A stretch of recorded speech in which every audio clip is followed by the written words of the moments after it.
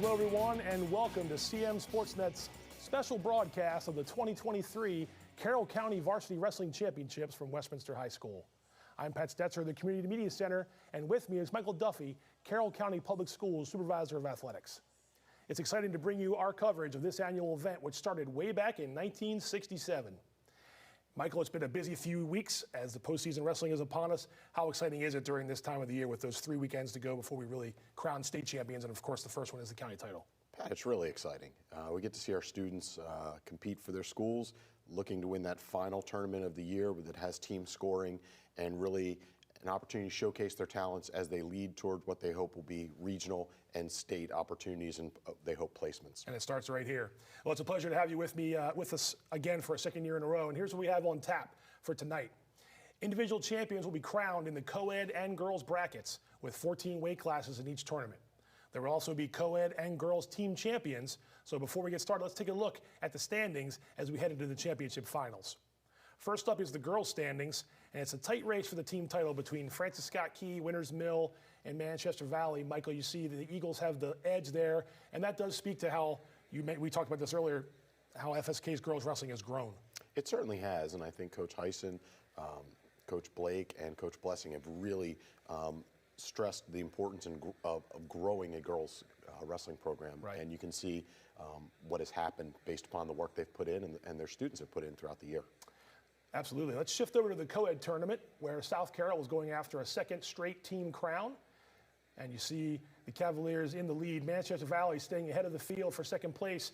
And then it's a race for third there with Westminster, FSK, Winters Mill, and Century pretty close. But it appears that South Carroll's on their way to a second straight title. And again, we'd seen them all year as well on the co-ed side. State dual champions, one dual loss, so it gets a private power. And they're flexing their muscle here again in this tournament. They really are. They're showing it's very much a statement tournament Yeah. as they've tried to make each county tournament lately. Yep. It's very much a statement of we're South Carroll and we're in charge here. And they're doing that very well. Yeah, absolutely. We're about to begin with the finals where we'll see 25 individuals win a county title. 3 of the girls' weight classes were already determined earlier today. So before we get to the varsity action that hasn't happened yet, let's take a look at how a trio of girls already won Carroll County championships. At 100 pounds, Manchester Valley's Faith Day went 2-0 in round-robin wrestling to win her second career Carroll County title. Day posted pins over FSK's Ellie Kinlock and Winters Mill's Najee Tate to go 2-0 on the tournament. And Michael, when you've got a lightweight girl, 100 pounds, that can go out there and prove herself again and to repeat as a county title, she went down a weight class, 2 weight classes. That speaks to what Man Valley's been doing in the girls wrestling this year too. Certainly has. Man Valley's grown their program over the last few years, and Faith has been a big part of that. And you can see the success that she's had, obviously winning her second county title. Right. It's great to see. Yeah, so that's again 2 titles for Faith Day now, 2 county championships for the young Maverick. Man Valley had another county champion at 125 pounds when Bella Canby, who also repeated as a county champion, went 2-0. She pinned Winters Mill's Haley Smith and Westminster's Caroline McCann, like I said, for the 2-0 outing, and that's just some firepower again from Man Valley. Michael, with Day at 100 pounds and a couple weight classes later, you have Canby, who already won one last year. It just really does show what Coach Dave Dodson and his crew have been doing with them, and they were the pioneer of the girls' programs in Carroll, that sort of the model that everyone has been kind of mirroring since then. I think they certainly are. They've grown it from the very beginning and been very, very successful. Bella had a great tournament again. 2 really strong pins, or 2 strong matches, strong pins. Yep. It helps, I think, a lot of their wrestlers, having wrestled year over year, being able to feed off each other. It really is beneficial for them. Francis Scott Key crowned a girls champion earlier today. We talked about them just a minute ago. And Emily Arboleta took first at 190 pounds. And again, she went 2-0 on the day in the round robin. 2 pins for the Eagles. She decked Winters Mill's Deb Flores and Lily Almerglass, both from Winters Mill, to win the county title. And that's a Eagles county champion beating the champion from last year at 170 and the runner-up. Bill Heiss and his staff, Davey Blake, Zach Blessing, they've put together a little girls program of their own. It's nice to see a county champion right off the bat for them. It is. It's great to see how much they've grown their program, and being able to have their first county champion on the girls' side has got to be really exciting for them as well as for Emily. So yeah, congratulations to those 3, Faith Day, Bella Canby, and Emily Arboleta, the 3 girls that wrestled earlier in the day before the finals. But you know what? It's enough talking, Michael. I think we're at time to go to the championship finals. Then let's get into it. The varsity finals of the 2023 Carroll County Wrestling Tournament from Westminster High School. And I believe we're starting off here at 106. Correct. We've got Grayson Barnhill in white from South Carroll. He's a 9th grader with a 32-8 record, and he's taking on Lance Chapman of Manchester Valley, who's an 11th grader with a 34-11 record. And before you could say anything else, I didn't get too far into it. Grayson Barnhill wins his first county championship, and the first one of the day for the South Carroll Cavaliers. I mean, like we mentioned South Carroll, we've seen them just time and again this season take on all comers, and top to bottom, their lineup is so stacked. I mean, Lance Chapman had a really good season, and Grayson Barnhill just sort of ended his county season less than 15 seconds in. I mean, it took him down, took him right to his back, and in 12 seconds, earned his first county title. Yeah, and just the ability to start so fast like that, Michael. I mean, we've seen South Carroll do that time and time again. It's a great omen to have a freshman like that starting off. So I believe we're heading over to 113 now on the co-ed side. Or are we at 120 here? Well, we should be at 105 on the girls' side. Well, we're going to see, checking out a co-ed match here. Okay, we're going to go ahead and I think we're going to go ahead and figure that out in a second. We are going to get to a girls' match, but just mentioning, Grayson Barnhill and the way he was able to hit that so fast. I mean, the ability to have a strong lightweight, and we know we're going to see some guys here coming up here with AJ Rodriguez, Rylan Moose, Gage Owen, state champions before. Is it cool to have that? Not cool. Is it just so shows the program's success to have that freshman step right in and kind of match with those guys? It's really helpful, and he's had a great season overall. Again, as I mentioned, a 32-8 record as a 9th grader, but he's also had a great last couple of weeks, had good matches in the state duels. So he's really been a table setter for the Cavaliers, and it's been a huge help to that team, I think. And Lance Chapman, let's not deny his really good season here as well. 5-1 during the regular season, 32-11 overall going into the tournament. So it's a really good. We'll see more of him at regionals as well. So, but those were the two guys at 106. Grayson Barnhill is the champ, and now we're going to go back over to the girls, and I believe we're at 105 pounds. Yes, we have Layla Lagunas from Manchester Valley in the blue with the white stripe. And sorry. With a quick takedown. Yes, she's taking on Carla Vasquez of Winters Mill. And wow. So and yet another quick pin. 2 quick pins there. Layla Lagunas. I was going to mention if we had a second, but I will now. A state runner-up last year. Yes, she was. So that quickly, Layla Lagunas adds a second county title. She won it last year at 105 pounds. We mentioned Canby. We mentioned Faith Day, and now we've got Layla Lagunas. That's 3 really, really talented girls right off the bat from Man Valley, and you see 3 county titles out of them. Absolutely, it's a huge benefit when you have a strong wrestling program on their girls among their girls program. Right. And Layla's been a huge part of that. As you mentioned, she was a county and a regional champ last year and a state runner-up. So I think she probably feels like she has some unfinished business, and she's certainly progressing towards that. Especially when we were there together. We watched that state final. She had the lead. Yes, I believe in the second period maybe, and she had her opponent on her back. Things didn't go her way. The girl was able to turn Layla over. I think that probably has left that sour taste in her mouth, and she wants nothing more than just get back and see if she can do it again and reverse that result at states. But we've still got a couple weekends to go there. So congrats to Layla Lagunas, Manchester Valley. What match is coming up next here on the co-ed side? We should have 113 pounds. And yes, we are. And this is how it's going to be Evan Owen against Colton Wasburn. This is how Evan Owen got there. We're going to see a little bit of their matches leading up to the final. So that was Evan Owen from South Carroll, and he's going to be facing Colton Wasmer of Winters Mill. Yes. And we see Wasmer coming in here with a win over Mason Carr earlier today in the semifinals. So Wasmer and Evan Owen, brother of Gage Owen of South Carroll's state championship trio. Evan's a sophomore who's with a 38-4 record. He was 4th in the state last year and was also a county and regional champion. Okay. Colton was 3rd this year at the Falcon Invitational. He's a 9th grader with a 25-10 record. Okay.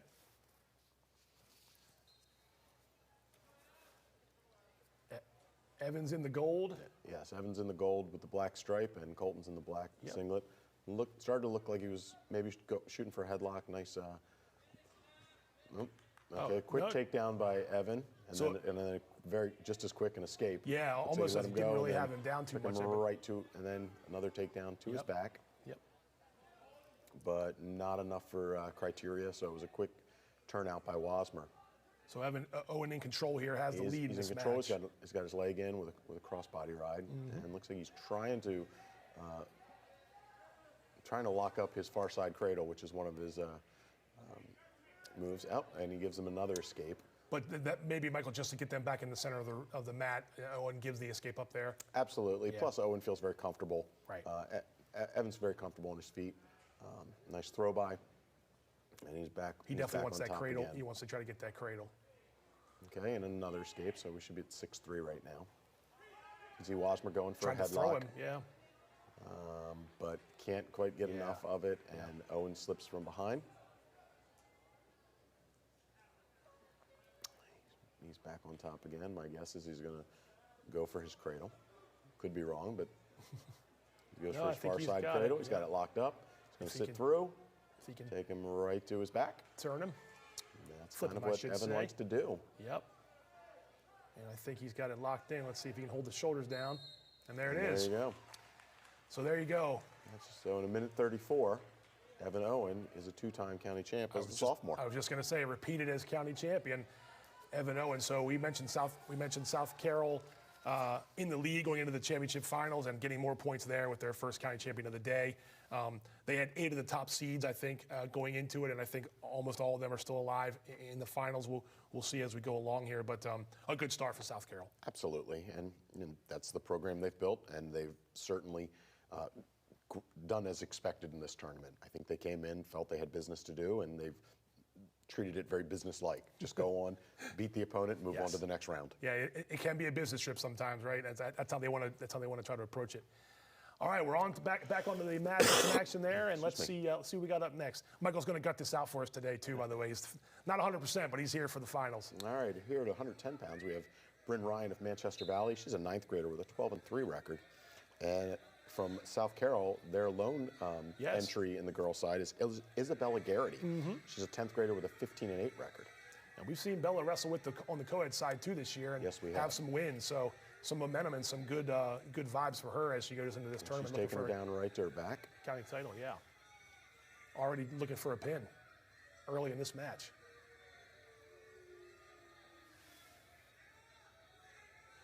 And she's looking. She probably wants to get the hips a little more parallel so that she doesn't get turned, but now she's got her right back on top. There, she's much more perpendicular. She's trying to end this early in the first period, pinning Michael. Position right now. Yep.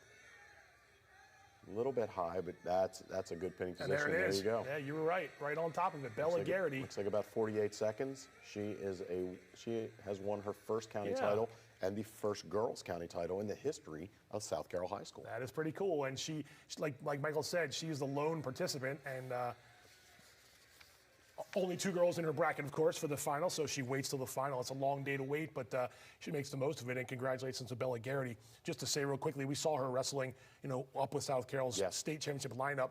That's got to give her a load of experience and a load of confidence as she goes on to the postseason. I think so, and she certainly has looked very strong in the matches she's had against other girls, but even in the co-ed matches, she gives up nothing. She really works quite hard throughout the entire match, and the hard work she's put in obviously paid off in her first county championship.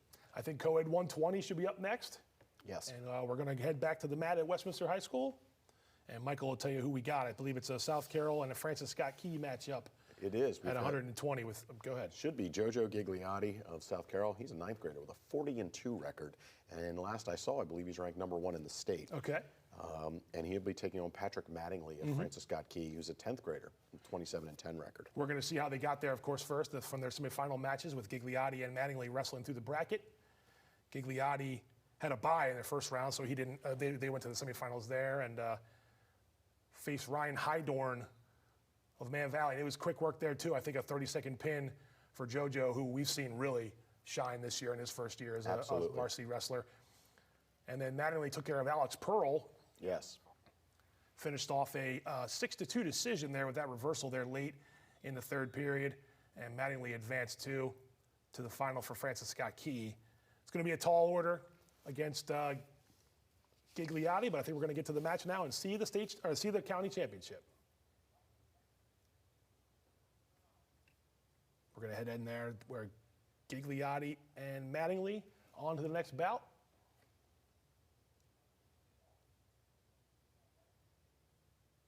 There we go. All right.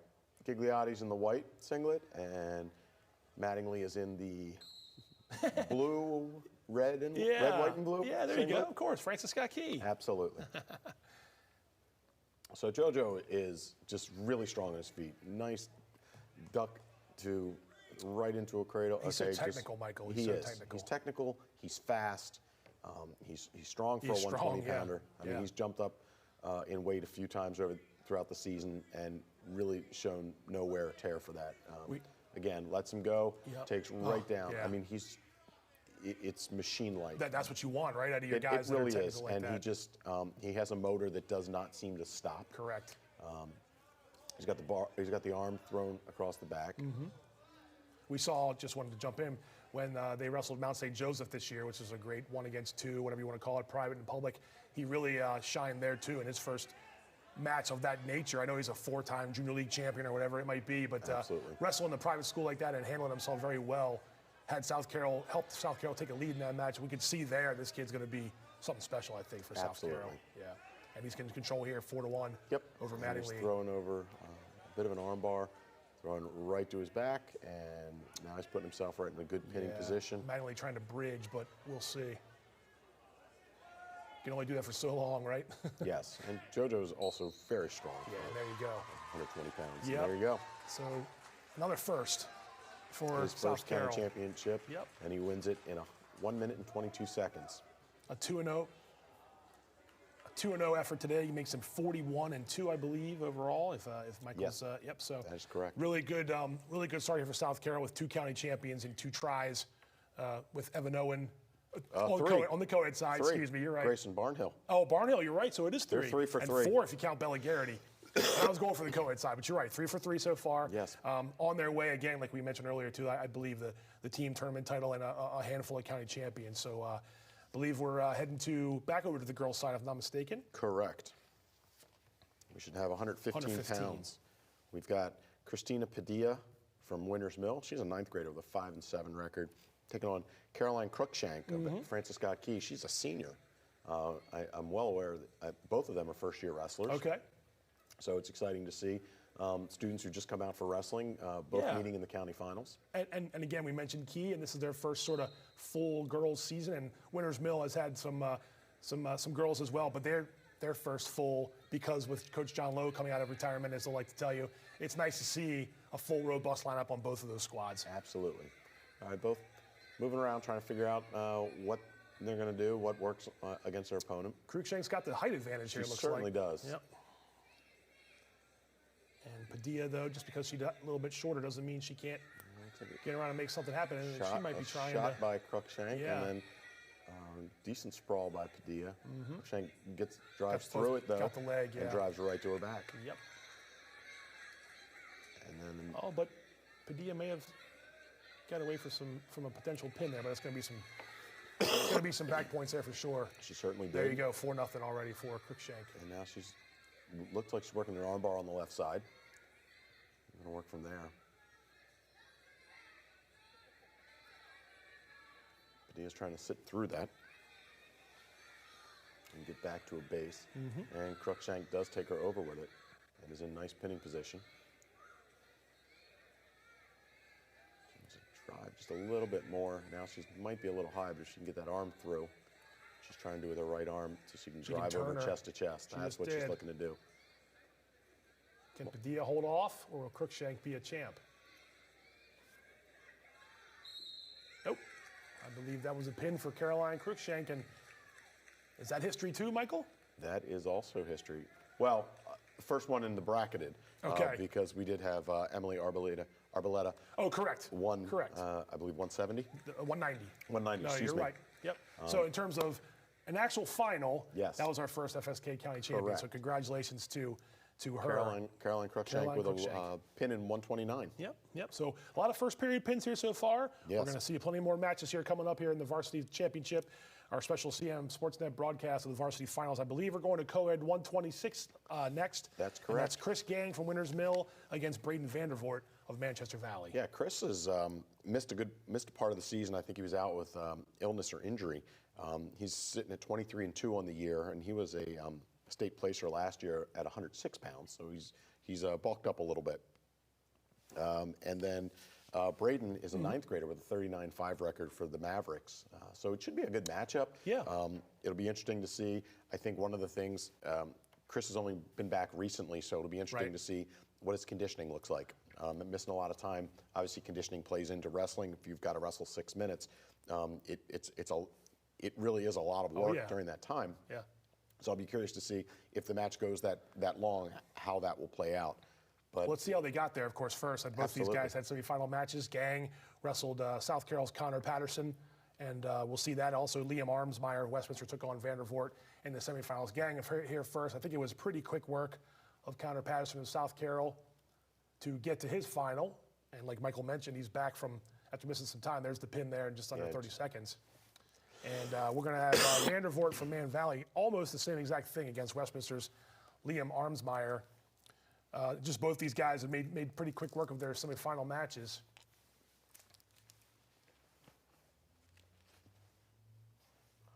Nice cradle there from Vandervoort. It is a nice cradle. And I think he was able to just barely get past the 30-second mark of that match, too. So a couple of good moves there for both these youngsters to get into the finals. And it's Chris Gang of Winters Mill, like Michael said, against Braden Vandervoort for the 126-pound final. You mentioned Gang and just coming back from a little bit of a time off.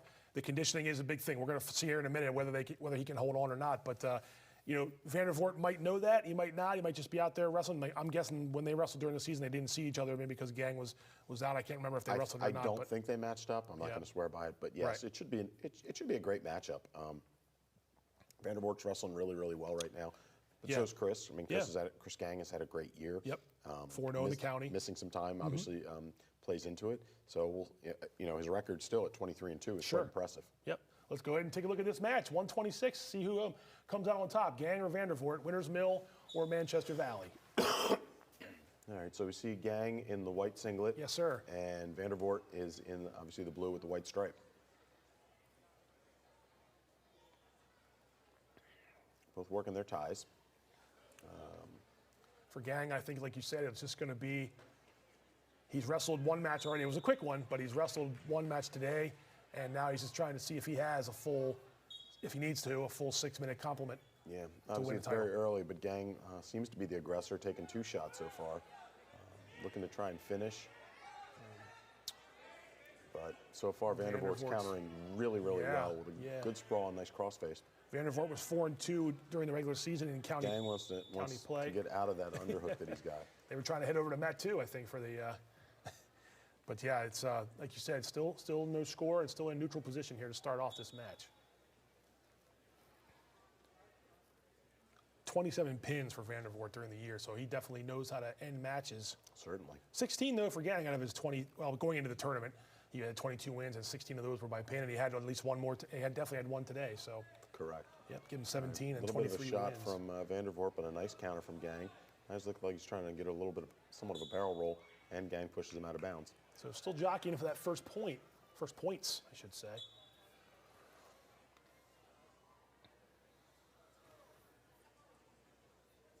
Both playing heavy on each other's heads.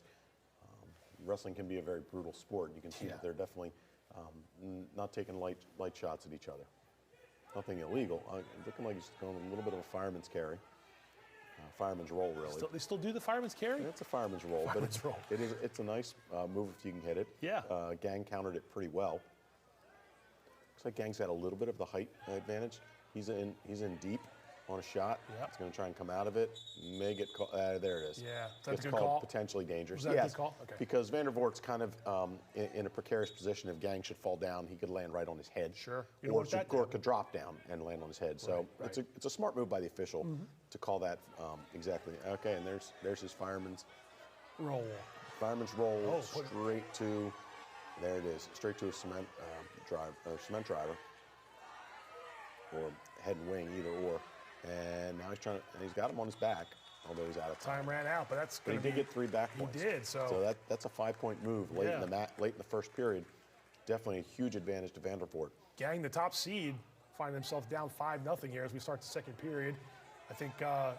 Looked like Vandervoort won the coin flip and immediately just took down. Yeah, a lot of time you'll see people defer. Yep. He just wants to be in the down position right away. He feels that means Michael. He feels he can get up early, get up quicker, score a point there, and then start working. Correct. Working Either back he on feels that he feels comfortable enough that he's going to either escape or reverse, or sometimes just keep wrestling and not give up points.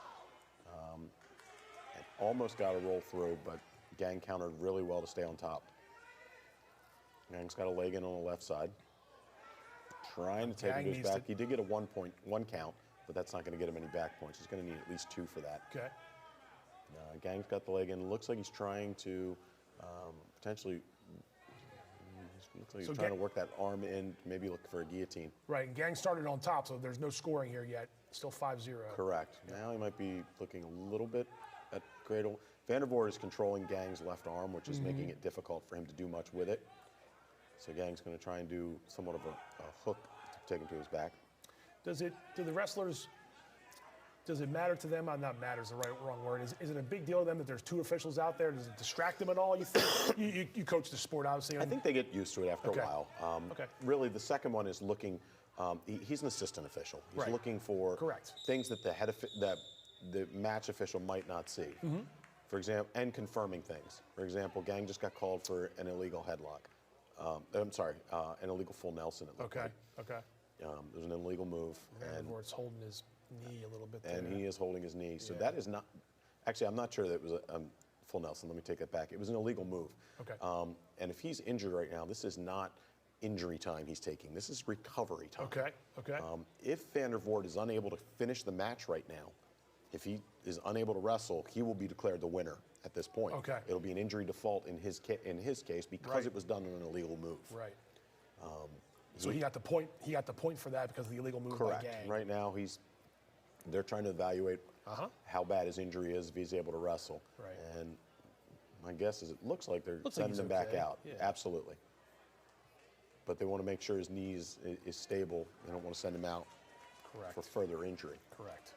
So now he's sitting on a 6-0 lead. And Gang's on top again, right to the leg in, really quickly. And Vandervoort, while he's on bottom, is really in command of this match. He's up 6-0.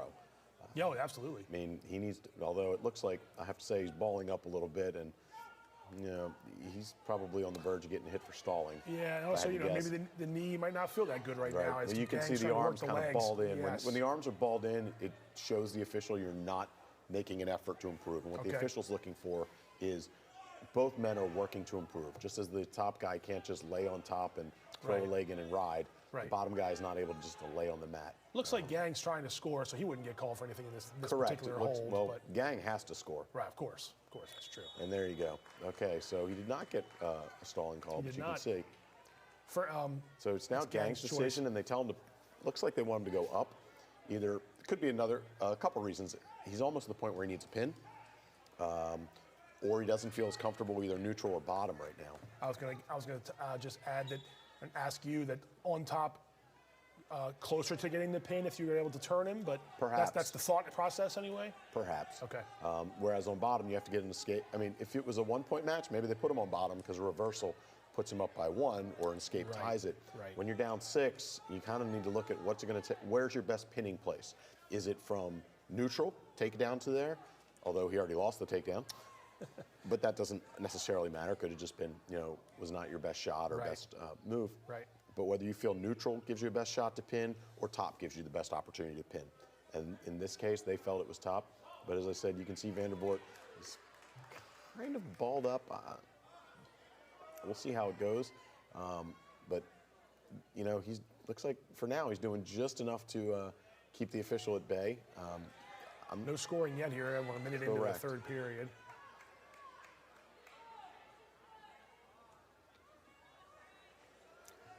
Gang's trying. Vandervoort's got Braden's got Chris's leg as right? he's trying to get it in, which is obviously going to make it difficult to score. Up, he's got a cradle. Oh, but he's rolled right through it. He had a moment. He lost the grip on it too. Yep. But he had an opportunity there. He had a moment. Still in the same positions, right? Correct. Gang's still on top. He's got under a minute to go. He's going to need to. He's running out of time if he wants to get that.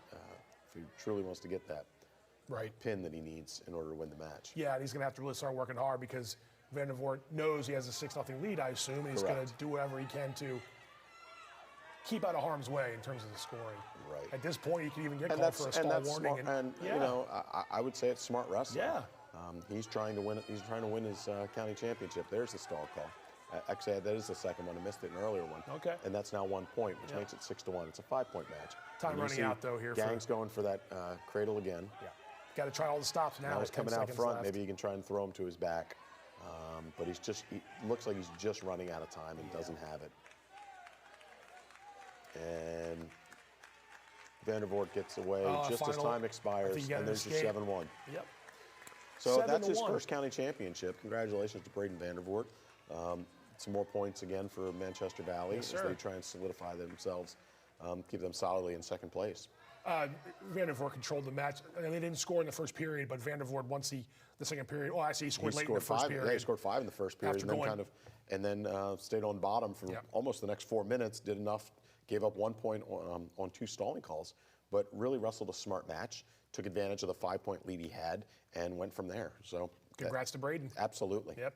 And now we're going to head back to the girls' bracket where we're going to see the 120-pound final. Summer Shackelford from Man Valley and Ava Rupp from FSK. Before we get to that, we're going to see how they did to get there. And it was a pin for Summer Shackelford in the semifinals against Jayla Shropshire of Winters Mill. Meanwhile, Ava Rupp from Man Valley, a dominant win over Molly Holm, a 15-1 major decision. Just going back and looking at some of the brackets, you don't see too many majors of that variety. No, you don't. In the county finals, or in the tournament anyway. But here we go with Ava Rupp of FSK going up against Summer Shackelford, who is trying for her second straight Carroll County championship, 120 pounds. Ava's a 10th grader from Francis Scott Key. She's got a 9-2 record and was a runner-up at the Winters Mill Falcon Invite. Summer's a 4th-year wrestler. She's a senior with a 10-2 record, and she did place 4th at the state tournament last year. And won a county title last year And did win a county title and was runner-up at the region. And a veteran with some experience that she's been wrestling for a couple years now. So let's get back out to the mat. 120-pound final on the girls' side, Shackelford and Rupp.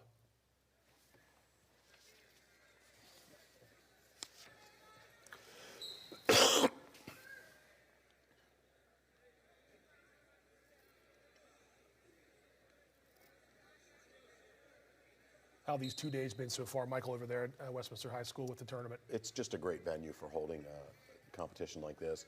Able to have the fans up top and the students and the teams down below. It really makes it a lot better.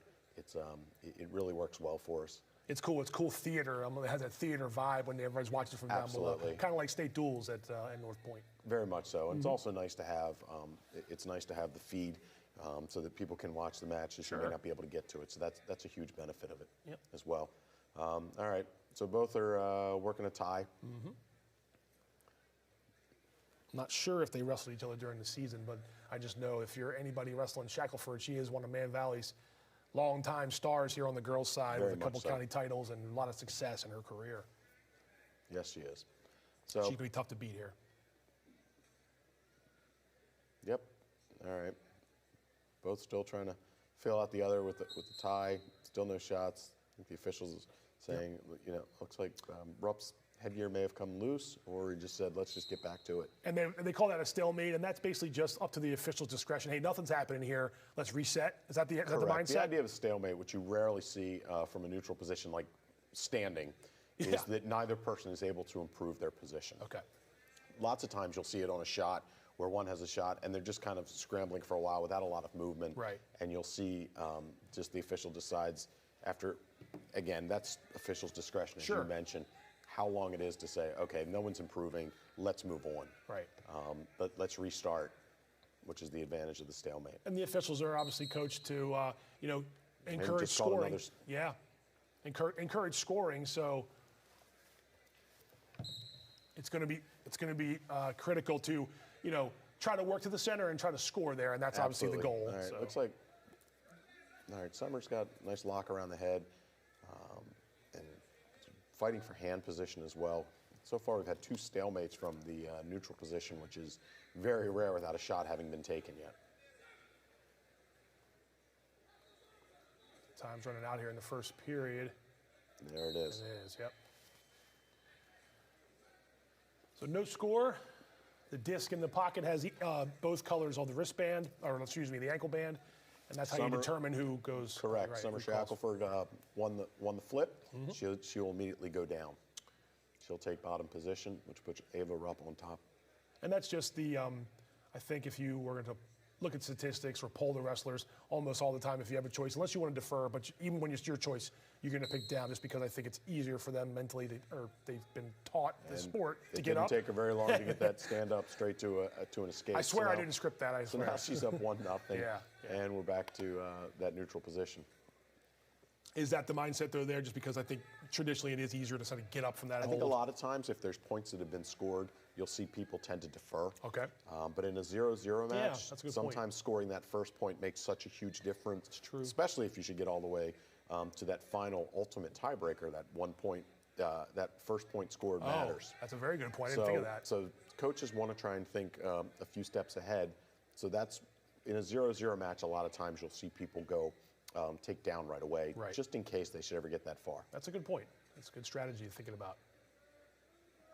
And you can tell that the Manchester Valley coaches were immediately wanted to put Summer in the bottom position. Position to score, yeah, or to get that escape. Yeah. So a couple stalemates here, Yep. like you said, they're just I think he's looking for. I think the official is looking for action, looking Yeah. for people to improve the position, and for the most part, they're just tying up and moving around. It doesn't seem like either one yet is comfortable enough to take a shot. Mm-hmm. Either they want to move upper body and can't break loose of each other, or they're just being very tentative. And a lot of times you'll find in finals that people will get very tentative because you don't want to make the mistake. A lot more open and willing wrestling, a lot of times you'll see in tournaments in the semifinals than in Right. finals. Right. Finals tend to be often, not always, but very, very cautious. Because if you don't give everything in the semifinals, you don't make it to the finals. correct, and it's a big deal, right? They've Absolutely. been wrestling all winter to get to this point. Yes, the loser of this match will wrestle again in regionals more than likely, just if they're healthy. But you want to add that county title to your resume. So there's a stall call on Ava Rupp as they went out of bounds. Okay. The fact that she kept backing up, Right. and in the official's opinion, he felt that Summer Shackelford, while pushing in and still not getting a shot, seemed to be pushing the action more. Okay, not a great shot by Rupp, which immediately went to a cradle. Oh, yeah, wow. And then onto her back for Summer Shackelford. At least Looks a like she's got takedown a here, two, right? two count, yep, Oh, yep, and you 2 got back it. points. You were right. So she's now up 5-0 after the escape, the takedown, and 2 back points at the conclusion of 2 periods. We're headed into the third period, yeah. And that and gives Rupp the decision moving into the third period. so she'll look to And FSK. she takes down. She Yep. takes the bottom position. A little favoring that knee maybe a little bit there too. I see her wearing the brace, but you see Robbie Perry over there from Man Valley. Correct. You might be telling Summer to. Oh, no, never mind. I think one of the things he's telling her is, hey, if she's getting away, give her a 1-point escape That's rather what- than a 2-point reversal or correct. something to the back. Correct. She You'll almost hear a lot turned her of there right coaches- off the bat. Too. You'll hear Go a ahead. lot of coaches say give 1, not 2, as Yeah. in Yes. you want to give up, if you have choice, give up a single point rather than give up 2 points. And when you're up 5, it's a little bit better math too, right? Being Yep. up 4 is being up, as opposed to being up 3 with a get caught in a takedown, then you're in trouble. But It's like she's trying to lock up a cradle. she's in control of this match here so far. No. Looks like a bar, arm under to. Yeah, let's see where she's going. I think she's going for it. Yeah, there it is. She's looking for that far side cradle. If she can lock it up. And then she has to turn right at the hips. Correct. Can't quite get it though. She's Rupp's having not a letting her. look. No, Rupp's a Yeah. tough wrestler. Yeah. And giving her quite a fight. Excuse me. It's okay. It's that time of year, Michael. It's that time of year. That's what they tell me. Looked like Summer took a nice quick peek to the clock to see how much time she has. Saw that too. Can't say I blame her. She's up Nope. 5-0 in Yeah. the third period. Wants to make sure if she knows how much time she has. Now she can work on a move, right? With a 5-0 lead and a move on Correct. top like that. Correct. She needs to be just a little bit cautious because a 5-point move, a reversal to her back, Sure. suddenly ties it up. But at the same point, she's an aggressive wrestler, and she does want that second straight county championship. It looks like it's in sight. Let's see what happens here in the final 15 seconds. Yeah.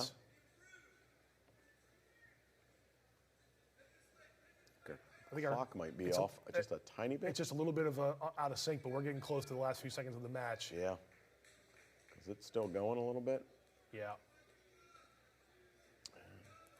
And that's going to do it. There you go. So Summer Shackelford With a 5-0 win. a second straight Carroll County championship, and that was a pretty dominant display from Summer, who we've seen Man Valley's girls wrestlers really make the most of their finals so Absolutely. far. Yeah, Manchester Valley has really set a tone for this is what championship girls wrestling looks like in Carroll County. Yeah. So good for them, and, Yeah, and absolutely. you can see the work that Coach Dotson and Coach Puri have done. Yeah. And it is really paying off for their wrestlers. They've really grown over the years. They latched right onto girls wrestling, and their girls have truly dominated. And blossomed. The whole program has blossomed. We're heading over to the co-ed side now, 132, and we're going to go ahead and preview the Dylan Oler Angelo Marchini match. We have Oler from Liberty and Marchini from South Carolina. We'll see how Oler got there. Yeah, he needed overtime to get a see. takedown to win 4-2. Oler looked a little sluggish, I guess I Okay. would say, Yep. more than expected in the semifinals.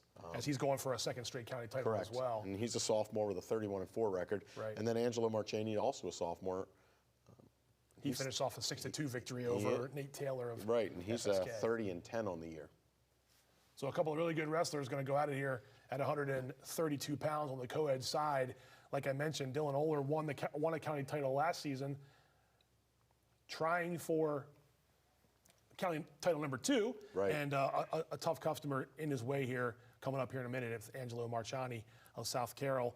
I would think Oler's the favorite just because he won one last year, but obviously at this stage you never know. And that sluggishness, we'll see. We'll see how it translates in the final. Sometimes, look, you got to have your A game almost every time, especially in the county tournament, Michael. Correct. If you're not feeling 100% or whatever it is, you got to really make up for that, and that could be something that we see affect these wrestlers as we go on here during the tournament. Certainly. Yeah. And as we said, Oler was the county champ last year. He was at 113 pounds. Right. A little bit lower. And then he also won the regional last year and finished 4th in the states. So he's obviously a well-accomplished wrestler. Angelo also accomplished and has been part of that South Carroll machine this year, and driving them along. So should be a good matchup. Yeah. I'm looking forward to seeing it. Let's go to it. 132 pounds on the co-ed side of the Carroll County Varsity Championships.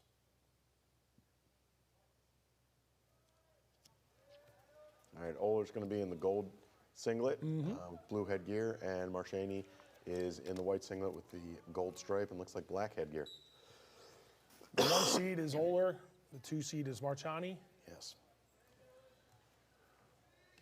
Michael mentioned the 113-pound county champ last year, so a couple weight classes bump up here for Dylan, and didn't let the rest of the county really keep pace with him. He's been really good all year.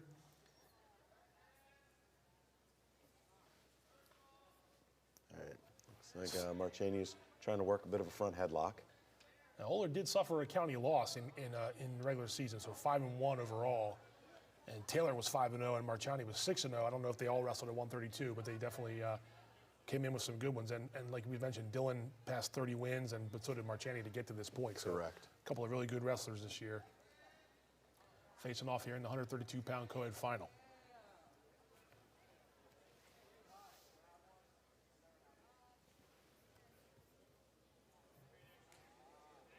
All right. Both trying to find. All right. There's a single, an outside single by Oler. He's in good position. Now he's going to try. My guess is going to try and start crawling up the body to try and finish that for the takedown. Marchini's going to try and counter. He's not in particularly great position. And there you go. There's your takedown for Oler. Oler has the lead here early on.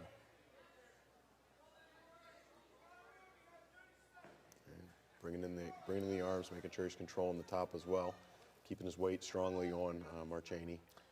Bit of a spiral ride. You know all the calls. I know a couple things. Spiral ride, fireman's roll. This is next level. Yep. Only the best in the finals for our CMSportsNet broadcast of the Carroll County Wrestling Tournament. Yeah, something like that. I was going to mention Oler, though, too, just because obviously we watched his older brother finish off a really fun and exciting season last year for Ryan Oler, who was always sort of the bridesmaid a lot of those years prior, and fun to watch him win a state championship in his last high school match last season. All right, so Marchani wins the coin flip, wins the flip, and he decides to take top. He feels most comfortable in the top position. A little bit of a unique move, but not necessarily unconventional. It is unconventional, yeah. That's the word I was looking for. Yeah. But that's where he feels he's best opportunity to score points. I think he probably feels that Oler's better at neutral, evidenced by the takedown early. Right. And maybe he's not as comfortable that he'd be able to get out, so he's trying to put himself in position to score. And he does lead, Oler that is, leads the match 2-0 as we're into the second period.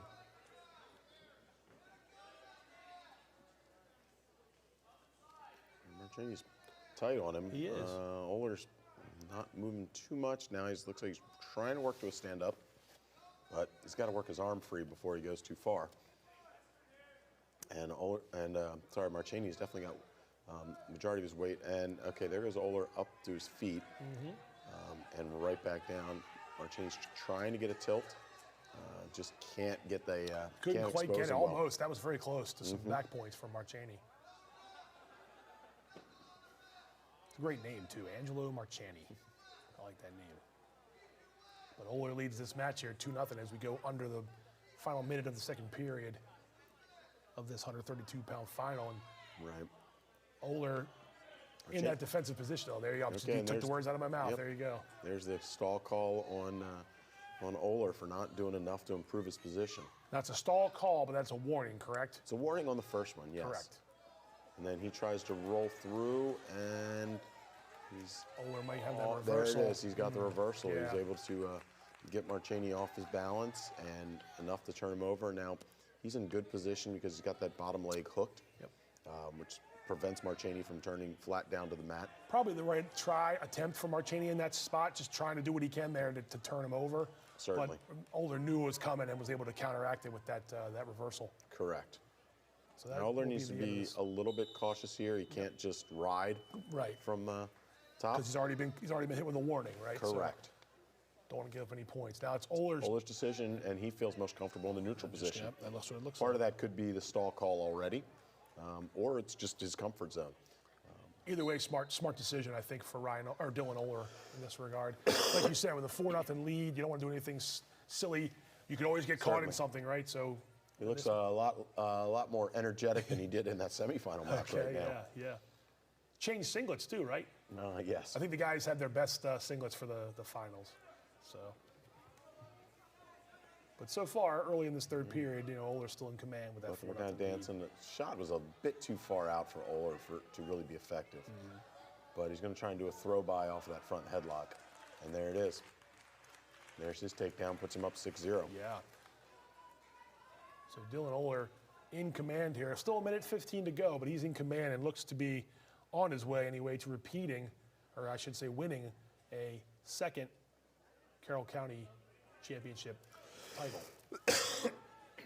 Not really repeating since he was in the lighter weight last year, but two is two.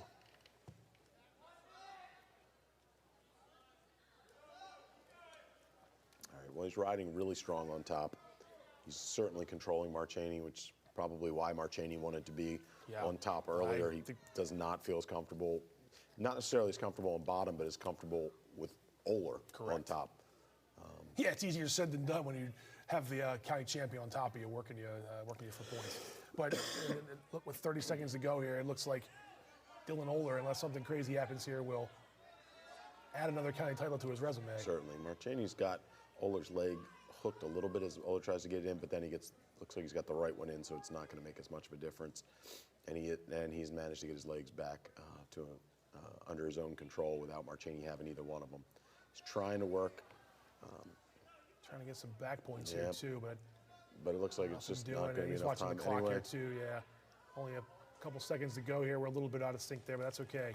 Dylan Oler, that's it. 6-0 victory over Angelo Marchani of South Carroll, and that's a second straight county title for Dylan Oler. Pretty impressive victory there for the Correct. young guy. Sophomore, correct? Yes, he is. Yeah.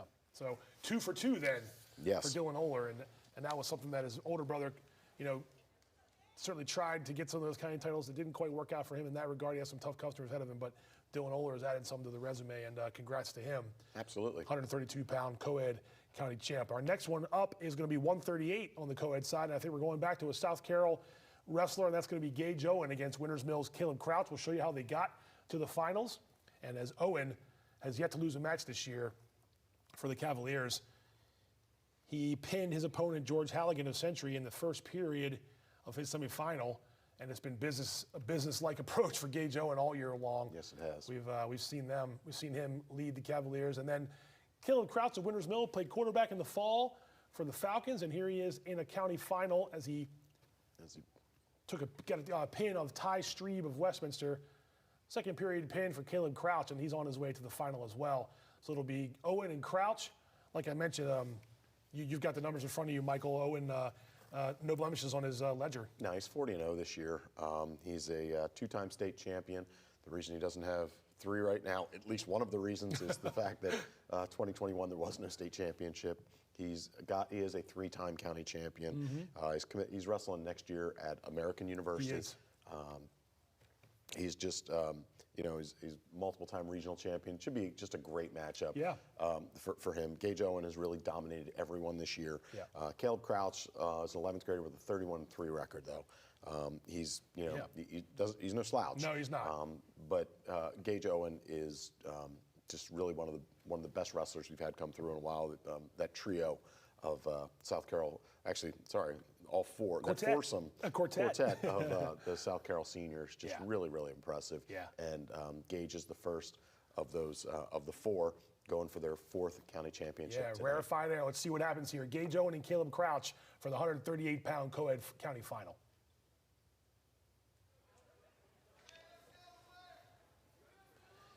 Gage Owen will be in white with the gold striped singlet, and Caleb Crouch will be in the black singlet for Winters Mill.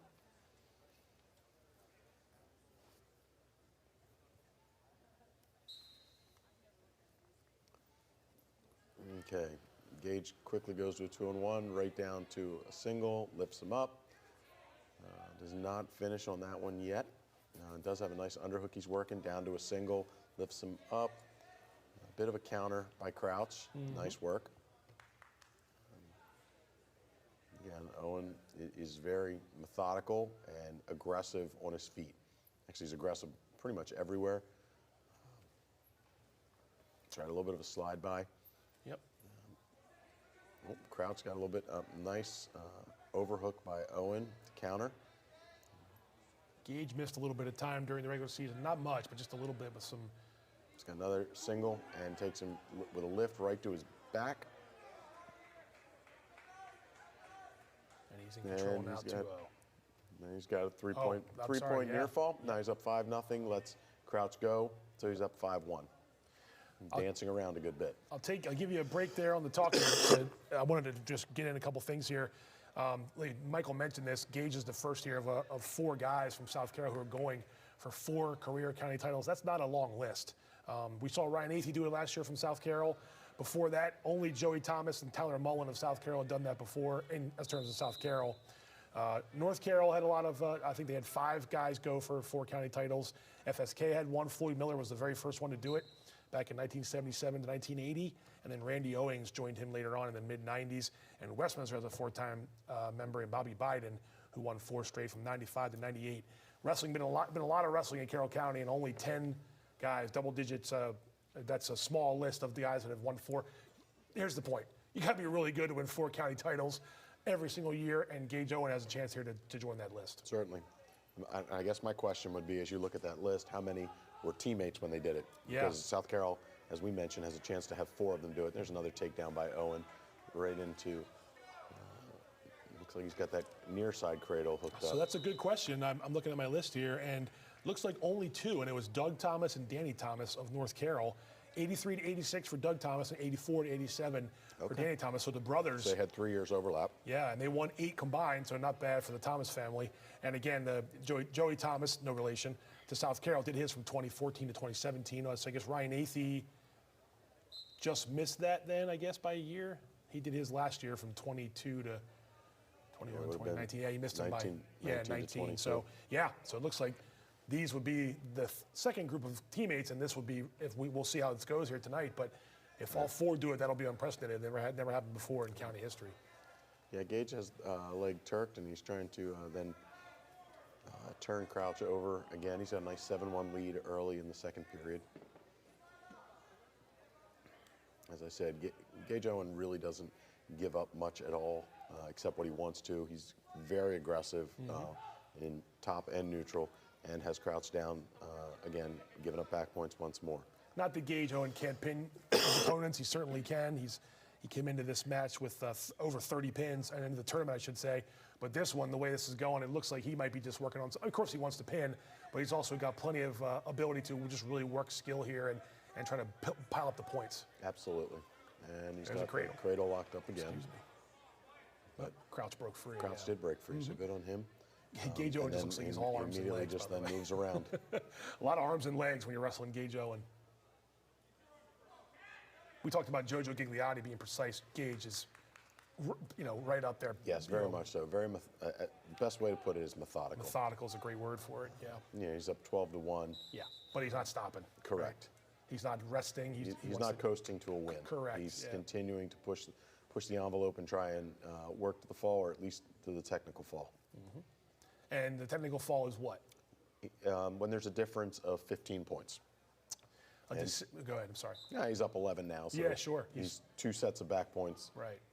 With plenty of time and with plenty of time left. Sorry, I didn't cut you off. A decision. We can go through this real quickly here. Anywhere from 1 to 7 points. Correct. And then a major decision goes from 8 to 14. Correct. And then anything after 15 is a technical fall. Correct. Of course, in the dual meets, if you win by decision, you give your team 3 points. All right. Official felt that that was potentially dangerous. Wanted to keep Crouch from getting injured, so he immediately stopped that move, and that puts Owen back on top late in the second period, up 12-1. Yep. I was looking at 3 points if you're wrestling in a duel for your team for a decision, 4 for a major, 5 for a tech fall, and of course 6 for the pin. Correct. I know that's not the way they scored here in the tournament. No, in tournaments, decision gets you nothing beyond the advancement points. Okay. You get 1 point for a major decision. Okay. 1.5 for a technical fall, and then 2 points for a pin. Beyond advancement points, and then you also get placement points. That's what I was going to say. There's also wrestlers that finish in the top 4 are garnering points for their team, and so on. So. All right, so Owen decides to take down. Probably smart here with such a big lead. Crouch drops down to a single leg. Owen counters, sits down, tries is worked, and now he has reversed him. So that puts him up 14-1. He's closing on top. In on that tech fall. Exactly. Yeah, he's a 2-point move away from a technical fall. Crouch trying to hold on, but no shame, as Owen is quite an accomplished wrestler. Ooh. And this might do it. Well, he may try for the pin. Yeah, which he still can, certainly right? was trying for. But if Crouch gets out of it, and there it is. Once Crouch rolled back over, right. So that's it. Gage Owen has done it. 4 career county championships for the 2-time state champion. 16-1 victory over Caleb Crouch, and I think they're giving him some accolades there in the gymnasium, and rightfully so, Michael. I mean, the first of what we're going to see 3 more guys who have a chance from South Carroll, but impressive is the word I'm trying to say. Very much so. You could just see how technically sound he is, how aggressive he is, but in control the entire time. He's actually a fun wrestler to watch. He is. Because he has so many different ways to beat you, and he just has that motor that doesn't stop. He's moving the entire time. Yeah. He's always looking to improve his position. He's not coasting to the wins. So he's really geared towards that next level of wrestling. Yeah, he's fun to watch, that is for sure. Congrats to Gage Owen, 4 career county titles. We're going back to the girls' side, 130 pounds. Hannah Cunningham of Westminster and Chloe Schwang of Manchester Valley. Let's take a look and see how they got to the final. Cunningham needed some sudden victory, I believe, here in overtime to advance by beating Maggie Morley 11-9. Yeah. Take down. So a good match there between those two girls. Late in the first overtime period, which puts Hannah Cunningham into the finals. And Schwang was able to take on FSK's Jordan DeFabo as we saw Cunningham's arm raise in victory, and as this one was winding down, Schwang was able to secure the pin. So a nice finish for Chloe Schwang, and so it's going to be Cunningham and Schwang in the 130-pound final. And what do we got for both these girls, Michael? Schwang's a 9th grader, with a 7-4 record. And Hannah Cunningham's a 10th grader with a 9-6 record. Both young wrestlers, relatively new in the sport. Right. But exciting to see them in the county finals. Really working. We've seen that Manchester Valley program going, but Westminster's working on building their program year after year after year as well. Yeah. So it's exciting to see, and this should be a great matchup, and I'm looking forward to it. So am I. 130 pounds on the girls' side, Cunningham and Schwang. Let's see who comes out on top in the county title. So Michael mentioned a couple of the younger girls in terms of experience-wise, but they got this far by winning their semifinal matches, so they've already got one win today, each of them. Cunningham, a top seed here, are the 4 girls that were in the field. Cunningham is in the black singlet with the light blue trim for Westminster, and Schwang is in the blue singlet with the white stripe, typical Manchester Valley singlet. That's a fine-looking wrestling mat there too, Michael. Yes, it is. It's nice to be able to showcase all 7 of our schools. That's right. With the nice CCPS logo in the middle.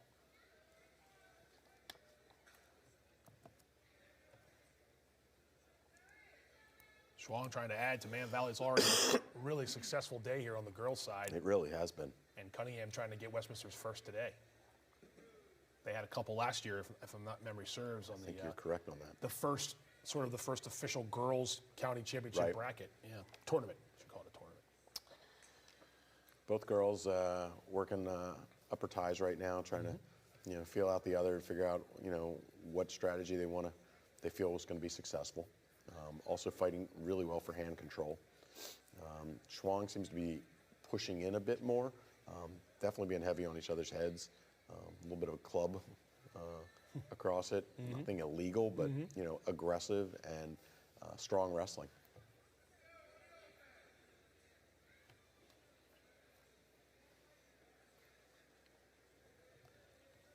All right, looks like a bit of a 2-on-1 from Cunningham. All right, Schwang got out of it. No one really has the upper hand here so far. Not so much. I've not seen anything more than, there's a shot by Schwang. She's in. Nice quick shot too. Yeah, maybe a little bit far away to get much of a finish, but she's trying to step up into it. Can Cunningham sprawl away? Looks like she can. Cunningham has a decent sprawl now. Looked like she was in a little bit of trouble earlier. There's no way that she can get around her there. That's going to wind up being the end of the period, I believe. Again, we're a little bit off on the scoreboard. Oh, no, excuse me. He gave 2 for Cunningham on that one. Now, let me see. Did he wave it off? No, he did not. I think you were right. So right at the end there, did he give him the 2, or did he just wait? Was the time? I guess time ran out. Okay. Time ran out. I thought I saw it too. I thought it was a little too close for that as well. Yeah. But I think, like I said, we're a couple seconds behind there, just between the 2 cameras, but we're close. All right. So here we go. We've got Cunningham on top. Looks like she's trying to work a half from the knees. Probably wants to get the half more on the top of the head, not as much on the neck if she wants to try and turn her. Just a little more torque in it that way. But she's got a near ankle and what looks like had a half at some point. Just try and keep a leg in and bring her back down without locking her hands. Schwang is doing a great job of getting back up each time and takes her back out of bounds. Like Michael said, Schwang's in the Man Valley blue and silver, and Cunningham in the black for Westminster, and Schwang on the bottom position here, facing away from us. No score yet in this 130-pound girls final. Nearing midway in the second period, almost halfway through the match, or at least regulation portion of the match. Don't jinx it now. Schwang is doing a good job of trying to get her wrist back and then getting right up to her feet. Cunningham is working to. Schwang had the head, but you have to be careful not to reach back to grab the head. That puts you in an awful position when you do that from top, or from bottom, excuse me. It's okay. Cunningham looks like she might be trying to go for that far side cradle, but for the most part she's cross-facing well, and she's going back to that half Nelson on the knees. She does have Schwang down. But again, she's going to need to pull her across the body and stretch her out a little bit more if she really wants to do much with it. We're looking for our first points of the match here, Cunningham Michael. was a little bit out of position there, but she got it right back in, getting behind again. She's going to need to take her back down so that she doesn't get a stall call. There it is. There's the stall for not returning Schwang to the mat or letting her go. Those are the two things she has to do. And now you see the assistant official was the first one to notice the locked hands. So Cunningham is going to lose a point on locked hands. So that means what? It's a penalty point, but because Schwang has an opportunity to get a reversal or an escape, they're not going to stop the match yet. Right. Now they get the reversal. Okay, because she's in control. Correct. Right. They didn't want her to lock. I'm sorry. They don't want to take away the momentum of the bottom wrestler by stopping it as soon as the locked hands take place. However, if Cunningham would have taken control again, then they would have just stopped it and given the point. So they gave her. Oh, go ahead. No, that's fine. Beginning of the third period, Cunningham puts herself in the bottom position, feeling that she thought about going neutral. Looks like her coach has talked her out of it. I was only going to say that's why it's 3-0, right? The 1 point for the locked hands and the 2 points for the reversal. Correct. Okay. And looks like Schwang's in business again here. Yeah, she got close to almost locking her hands, taking Cunningham back down to the mat, but she did a good job of not doing it. I want to just ask you, locked hands means you can't lock your hands around the body unless it's in a pinning combination. Okay. So you're not just allowed to wrap around and hold your hands together. Correct. You can hold your wrist. Only if you're in a pinning combination. Okay. Got it. So that's locked hands too. Really, if the hands touch, it doesn't have to be a lock. Wow, I didn't realize that. Yeah, the idea is, you can have your hands working on your opponent's wrists, or if you're in a pinning combination, like in a cradle, you can lock your hands. Got it. But you can't just lock straight around the body. Got it. All right. Well, Schwang has Cunningham on her back, sure does. and there you go. There's your pin. And that is another county championship for Manchester Valley. Congratulations, Chloe Schwang winning her first county title. A good match there. Hannah Cunningham from Westminster just not quite able to keep pace with Schwang. A close match, one period of no scoring, and then Schwang was able to take advantage of the one reversal. And Absolutely. Then, of course, she took advantage of the locked hands, the reversal, and then when she got on top, she felt obviously very comfortable, took her over, and got the pinfall. Congratulations to Chloe Schwang. We're going to head over to the co-ed 145 final. It's going to be Michael Pizzuto of South Carroll and Blake Ray of Man Valley. Let's take a look and see how these two wrestlers reached the final before we actually watch their match. Michael Pizzuto, as we know, we've talked a lot about him, Michael, through his career. Yeah. He pins Cameron Wagner of Century right at the end of the first period to finish off that semifinal.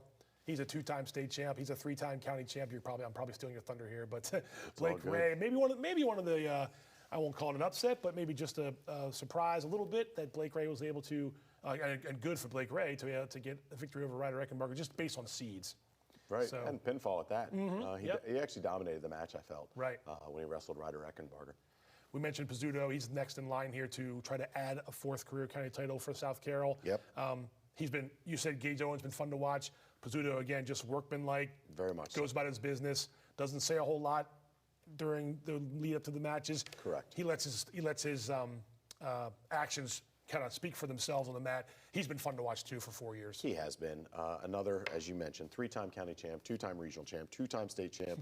And I always feel like we need to put in that bit of an asterisk to these guys on their two-time state champions and two-time regional champions. Yeah. The fact that they didn't have an opportunity for that 2021 season because they've just dominated throughout high school.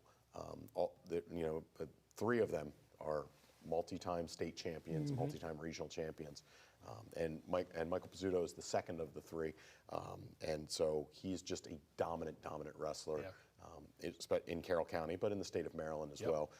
Blake Ray has had a great season, has had a great tournament. Take nothing away from him. So looking forward to this matchup. As we go to it, Michael Pizzuto, Blake Ray, county finals.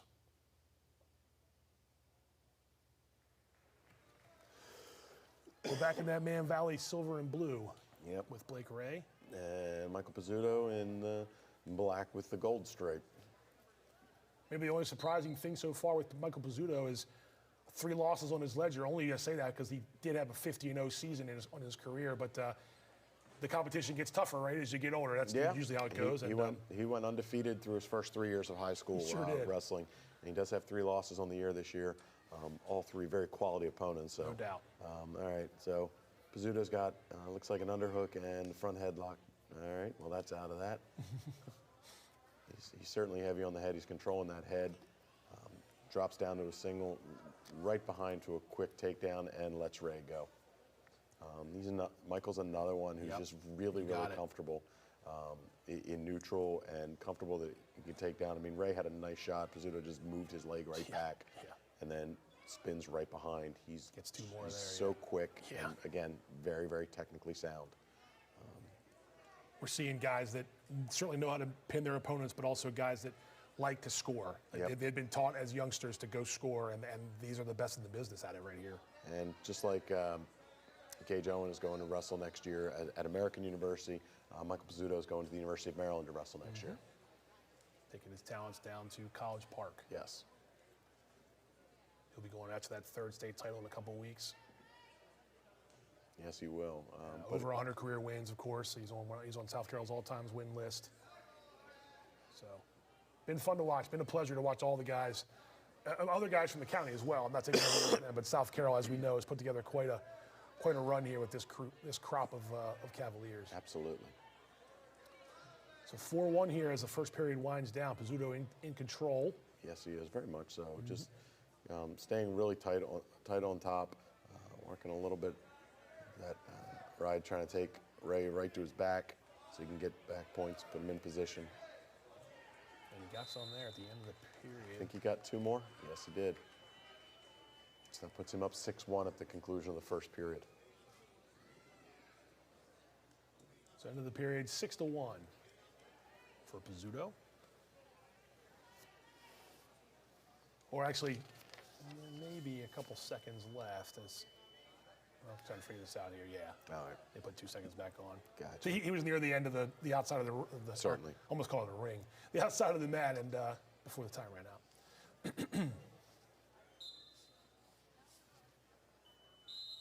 So there you go. The end of the first period there. Now 6-1 for Pizzuto.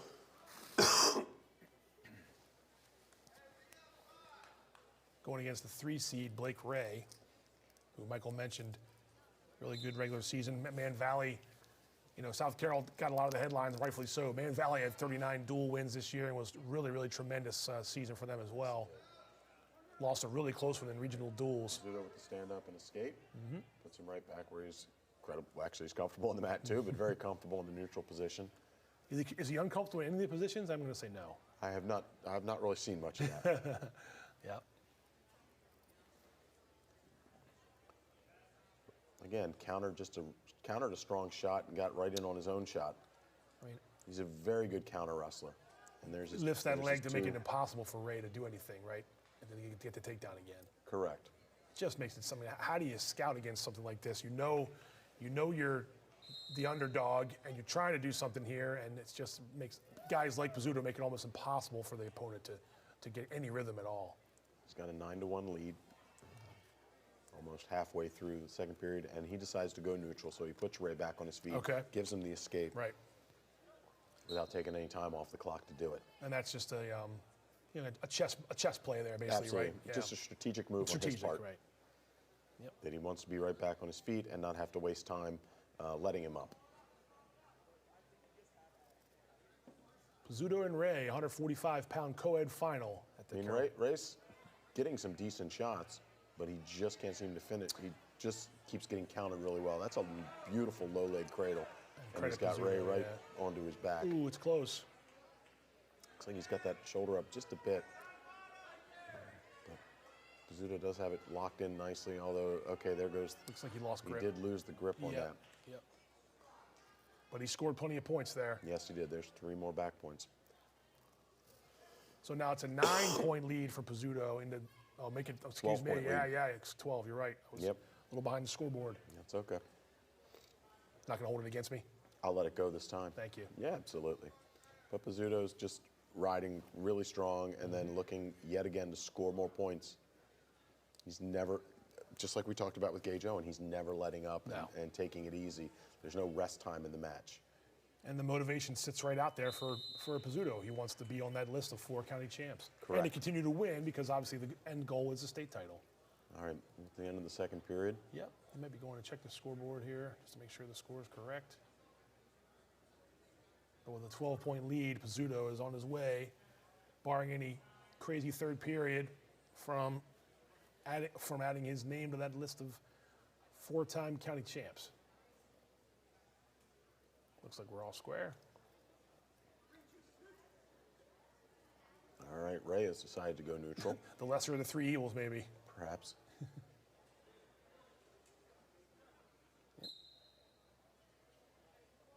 So 2 minutes away from a 4th county title if Michael Pizzuto holds on here.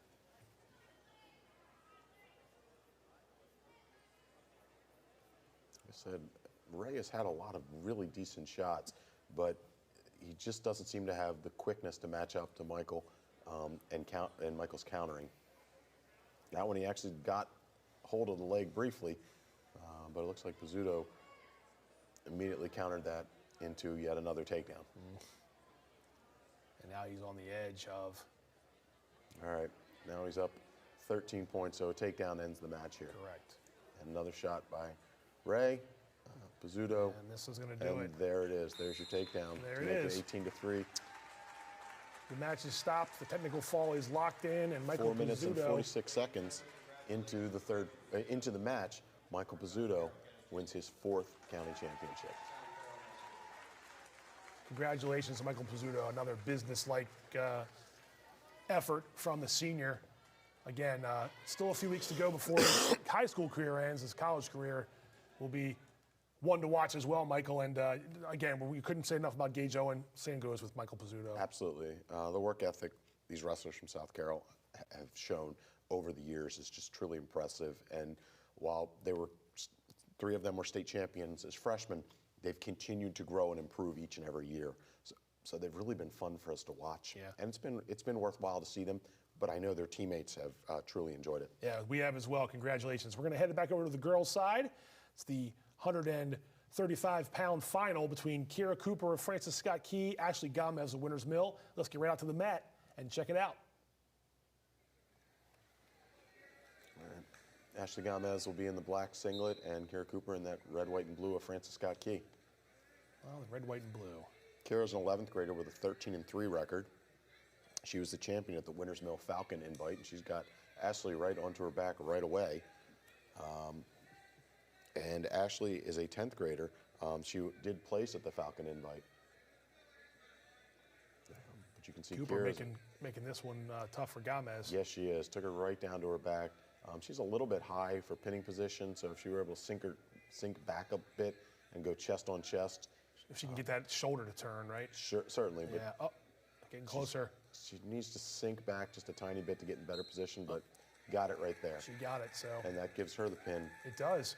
So an FSK, another county champion for the Eagles, and that's Kira Cooper from 135 pounds. Congrats to her. And just before we get to the next final, Michael, we mentioned FSK, and it's their girls program was behind the other ones in terms of they had a couple of maybe smattering of them once in a while. Right. It is kind of nice to see the full team go out there and participate in the tournament. We see their team score was pretty good. Yeah. Kudos to, we said this already, but it's been a little while. Kudos to Bill Heisen and Davey Blake and Zach Blessing and all the guys that help at FSK to get those girls to a county championship level. No, it's been great to see. It really has, that growth from just a few wrestlers to, I think they've got close to 10 in the room now. And you can see it's paying off, the work that they've put in and the champions they're creating in this county, in this tournament. So it's fun for me. I love the growth of girls wrestling as a sport, and I'm really proud of the work that many of our coaches are doing, Francis Scott Key in particular. Yep, absolutely. I'd echo that as well. We're heading back over to the co-ed side, 152. We're going to have Travis Green of Manchester Valley going up against Anthony Rodriguez of South Carroll. This should be a good one. Let's take a look and see how these two wrestlers got to the final. Travis Green with a pin of Kevin Poole. And it was a quick one, too. Early, midway through the first period. Midway, yeah. But we mentioned Travis Green, and Michael, let's do it in a second. But before we do that, Anthony Rodriguez, one of our recent picks for Athlete of the Week, and big reason why going against Joey D'Orsona of Century. And with a 7-1 win, Anthony was part of that state duels championship team for South Carroll. Yeah, yeah. And I wanted to mention Travis Green because he's one of the only guys, only a couple, I believe, in the county that haven't lost a match. Coming into the tournament, he was undefeated. Yeah. I think only 2 wrestlers this year so far have gotten through. It's just he and Gage Owen. Yeah, yeah. So we'll see if Travis Green can continue that and add another county title. He won one last year against freshman Anthony Rodriguez. Let's go back out to the action. I was looking forward to this one when I saw that these guys were in the finals because 2 really good wrestlers. Absolutely. Anthony Rodriguez, as you mentioned, is a freshman with a 30-9 record. Travis Green, the senior, is 44-0. He was a region champ last year. He was the 3rd place at the state championship. He was also a county champ last year. And I believe earlier this year he had his 100th career pin. Not win. Correct. Pin. And if I'm not mistaken, that was a couple weeks ago. I know he's approaching 150 career wins, but he's also a pinner. He is. I think when you have 100 career pins, that's not a small. No, small feat. Small feat at No, all. you're right about that. Nice counter shot right behind, but nope, no call on that. I thought he may have had 2 briefly, but I guess the official determined he didn't have it long enough to control. Oh, did he get 2? Yeah, I was going to say that was a nice takedown, and then he was able to secure the points.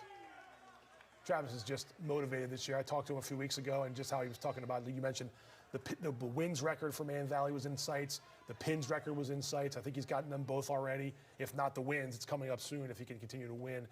Just a really, really solid wrestler. And again, one of the only guys undefeated. And you mentioned it, 40-0. I'm sorry, 44-0. Yeah, as he goes into this this final. And wrestling, no small customer here in Anthony Rodriguez, who's went 5-1 during the regular season in the county and 20+ pins and 30 wins. So that's why I said I wanted to see this one on the mat just to see who would come out on top. But right now it's Travis Green. Travis Green's on top, and he's certainly working side on that arm, trying to work it out from behind or from underneath Anthony Rodriguez. Anthony's a strong freshman and has had a really solid year. He's jumped his weight around throughout the year to benefit the team. A lot of these South Carroll wrestlers have moved around wherever it helped the team the best. Anthony's just been one of them, and he's one of 3 brothers also in the county finals. So. And imagine that though, they try to do the best, help the team, and the team goes out and wins the 2nd straight duels state title. So that does speak to how South Carroll's goals are certainly team-oriented, with the individual accolades come as a result of that. So the first period's winding down here, and I believe Travis Green's going to finish it up with just a 2-0 lead. That's where we saw that takedown here on the near side of the mat. Whose choice is it here? We're going to find out. It's okay. Anthony decides he wants to be in neutral position. Looked over to Coach Winfield and Coach Hamper. Actually, that's Coach Rodriguez. Anthony's dad. That's right. And so Coach Hamper. I see that. They definitely want him to press the issue here, press the action. Absolutely. On Green. Nice tie for both of them. Travis is trying to work for inside position. Looking at them, you would think that Anthony is the more muscular of the 2. That's taking nothing away from Travis, but Travis just really uses his body to the best. Just right on the edge, out of bounds. Official stops it. No one had control there, so we're right back to neutral. I was talking to Rodriguez for a second, but I think he was just letting him know the situation.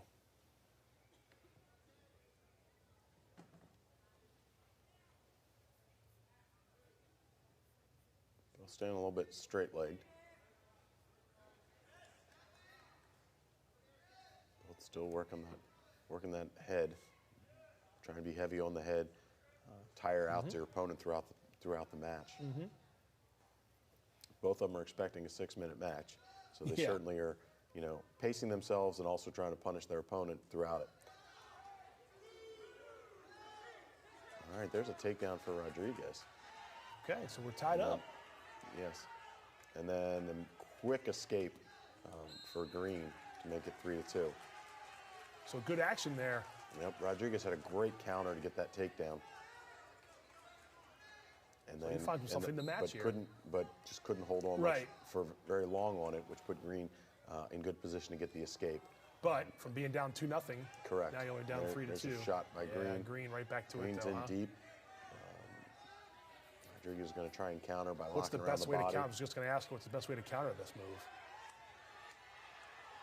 But when Rodriguez got towards his back, that's when he kind of let go because he was in possible neutral pin position. Man, Valley coaches wanted that pin, though. It looked like he might have had Rodriguez on his back. Yeah.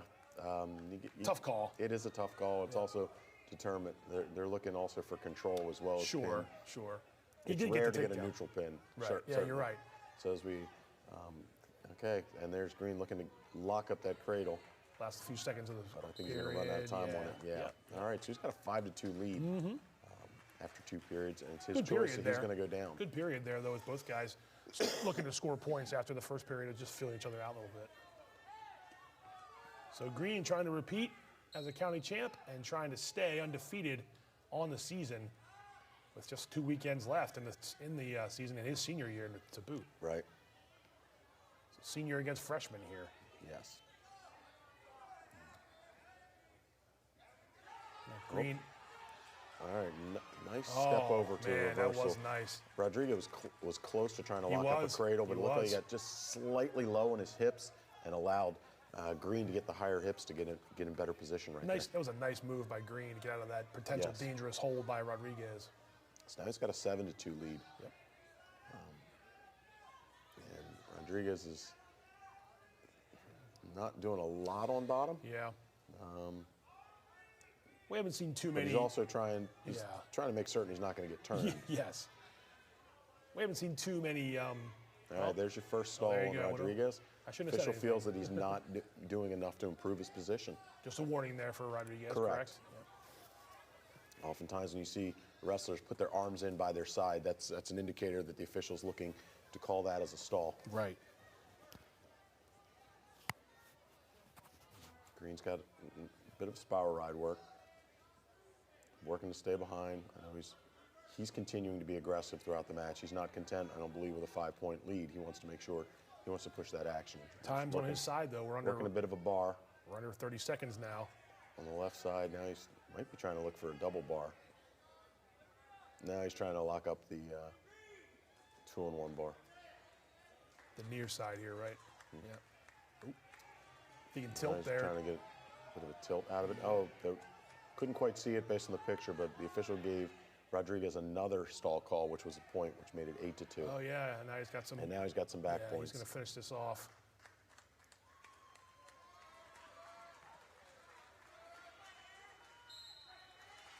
An impressive victory by Travis Green. That gives him the major decision of 11-2. I think it's 11-2.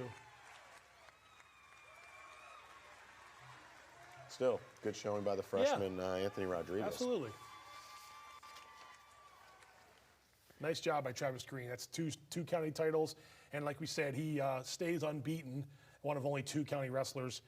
That's going to bode well for him with 2 weekends to go, Michael, as he's looking for a regional title and a state title. Absolutely. He's had just a really, really strong year to this point, and I'm quite certain he's not satisfied. No. I'm pretty certain he's happy with what he's done, but definitely not satisfied, and looking to add to that, to his resume, get that 2nd regional title, and improve upon his state placement position. Correct. So good for him, and winning that 2nd county title definitely propels him into better position moving into next week. The first hurdle's cleared, so congrats to Travis Green. Let's jump back over to the girls now. The 140-pound final is going to be between Francis Scott Key's Mackenzie Kuhn and Winters Mills' Addie Vallandingham. Right to the finals we go, so let's go check it out at 140 pounds. Mackenzie Kuhn's a sophomore at Francis Scott Key, and Addie Vallandingham is also a sophomore at Winters Mill, both making their first county finals appearance. Again, we see FSK finding their way to a final. And again, we mentioned Winters Mill, John Lowe coaching over there with the Falcons after coaching the co-ed side for many years and many state championships. And they twisted his arm and brought him back out of retirement to help the girls. I think he was pretty happy and pleased with what's happened this winter. I think he has been. I think he's been another one of those coaches that's really helped to grow the girls' side of wrestling in Carroll County. Absolutely. And it's really exciting to see how well it's grown, and I'm hopeful to see continued growth and get a couple of our schools who are a little behind it to bring up that pack next year. Yeah, because like you mentioned, a couple of these teams only had 2, 3 0, for many years, and Man Valley sort of started it with Westminster as well. And now you're seeing the FSKs, the South Carroll, I know just one, but still, you got to start somewhere, right? So correct. I know as the county AD, you're hoping to see Liberty and Century join the flock of the girls wrestling, and numbers are going to say they probably will. Absolutely. All right, so you see Allie Vallandigham trying to work ahead and wing to kind of throw Mackenzie Kuhn to her back, and looks like she did get the takedown, but she's not quite in position for back points just yet. And Kuhn reversed it really well. That's a nice move. And put Vallandigham right onto her back. And she's in trouble here for a pin. Yes, she is. It's late in the first. And there you go. She got it. And Mackenzie Kuhn, another county championship for the Francis Scott Key Eagles. Right under the gun, too, Great at the end counter. of the first period. Yeah, great counter, right to her back, and a pin with 1 second remaining in the first period. So congratulations to Mackenzie Kuhn. Can't get closer than that. Mackenzie Kuhn, your county champion, 140, and another big performance from FSK. So good job on the Eagles. We're going to take a quick break, actually, here, but we're going to be right back with the rest of the championship finals for the CMSportsNet Carroll County Varsity Championships. Michael and I'll be right back. Don't go away.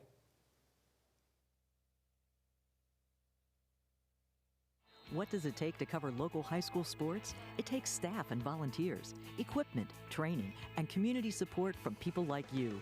You can help by making a donation to the Community Media Center today. Your gift is an investment in our community, our schools, and most of all, our student athletes. We want to expand our coverage to include both boys and girls sports, but we can't do it without your help. So please, make your donation today and help us bring high school sports to every screen in Carroll County. Skill, dedication, leadership. Just a few of the things it takes to be named CMSportsNet's Athlete of the Week.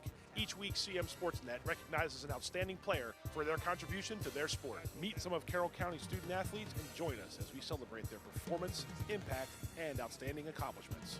The CMSportsNet Athlete of the Week is sponsored by Genova's To Go, locations in Westminster, Manchester, Hampstead, Hanover, and coming soon, Eldersburg. Genova's To Go, pizza, pasta, subs, and more. Hey there, I'm Pat Stoetzer. And I'm Michael Duffy, inviting you to join us for The Score and more. It's our new podcast, and each week we'll talk about high school sports in Carroll County. We'll share information about upcoming games, highlight coaches and athletes, and much more. We'll even try to have a little fun along the way. Don't miss The Score and More podcast, presented by CMSportsNet. The Score and More Sports podcast is available online at carrollmediacenter.org and on a variety of podcast channels.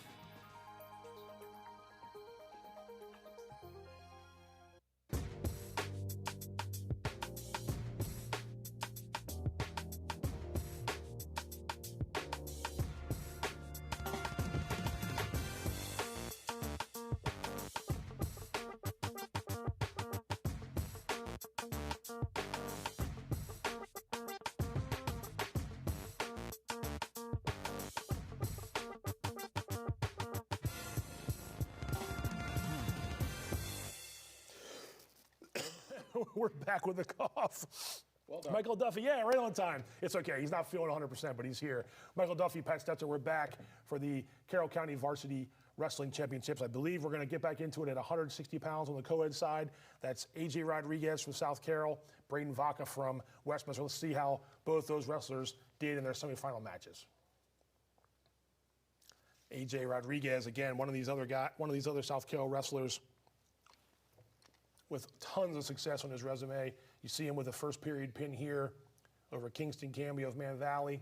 We'll talk a little bit more about AJ in a second. His opponent, Braden Vaca, who this was a good match between FSK's Bodie Griffin and Westminster's Braden Vaca. Michael, you were in the gym. A sudden victory, a really good match that went right down to the wire. Now you see Vaca celebrating on his home mat. Bodie Griffin was the higher seed there, so with a good season. But Vaca gets his way to the final. He's wrestling a tough customer, though, Michael, with AJ Rodriguez, who, again, is going for a 4th career county title. What do you say about AJ? Kind of the same things I say about Gage Owen and Michael Pizzuto and his teammate coming up afterwards. AJ's just dominated. He's dominated since his freshman year. He's now a senior. He's the 3rd in line tonight for a 4th county championship. He has 2 regional championships. He has 2 state championships. That's the same asterisk as Gage Owen and Michael Pizzuto. But AJ is another very, very dominant wrestler. A nonstop motor, doesn't play around, just continues to work to improve and put himself in position to, put down his opponent, take him right to the mat, and pin him. And AJ is incredibly dominant throughout the year. Sitting at 39-2. Right. Braden Vaca's no slouch either, 32-10. He's a junior, but AJ's just he's one of those names in South Carroll wrestling history now. Yes. Upper level name. Absolutely. Yeah. And there's a lot of them, but on this team alone, opportunity at four wrestlers with 4 county championships. You don't see that. You don't. So it's really exciting, and AJ's fun to watch, and I'd look forward to this match. Yeah, there we go. Trying for the third of the 4 career county titles. AJ Rodriguez, Braden Vaca for the 160-pound co-ed county final.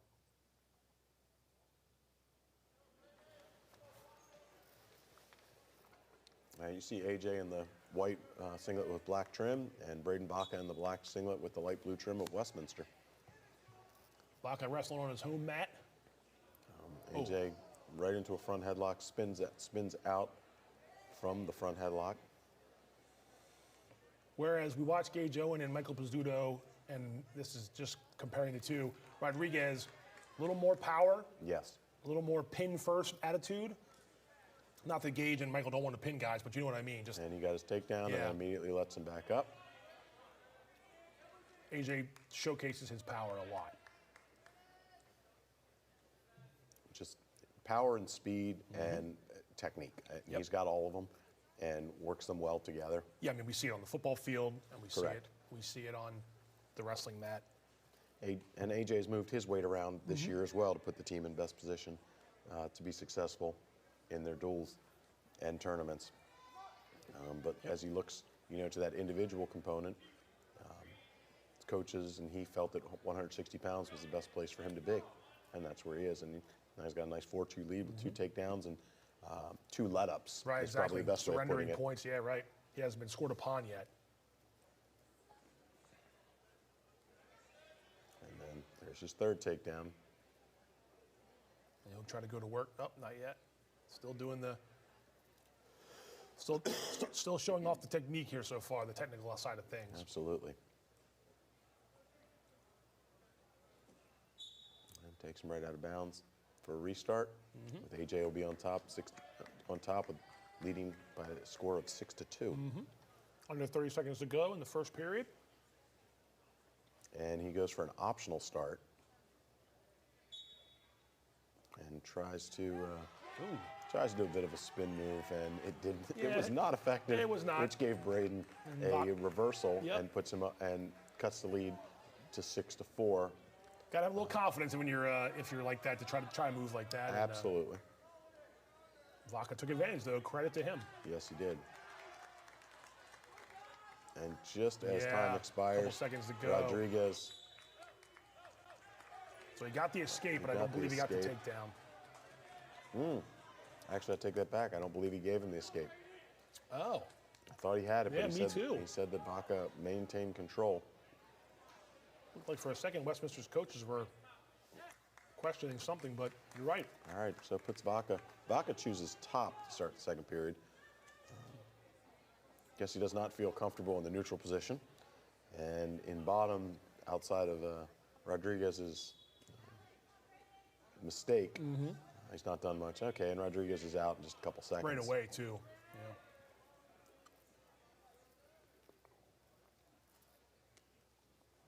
Seven to 4 now, Rodriguez with the lead. Vaca gets him with a shot. Rodriguez counters with a front headlock. Circling around.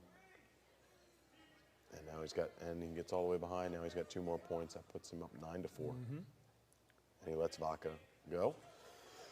So Rodriguez certainly wants to be in neutral position to work for a pin, hence the let-ups. He's very comfortable in neutral. He likes, he's racking up points that way. Another one and takes him to his back. Now we're close to a pin. Oh, and there it is. And there it is.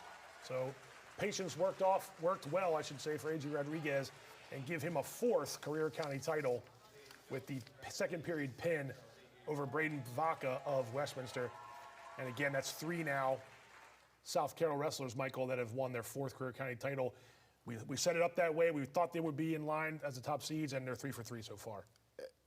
I'm not sure what to say, Pat. You don't have to say much else. Much beyond that. It's an impressive showing by by 3 of the quartet right now. Yes. Up to this point of dominating the county tournament. Winning as freshmen.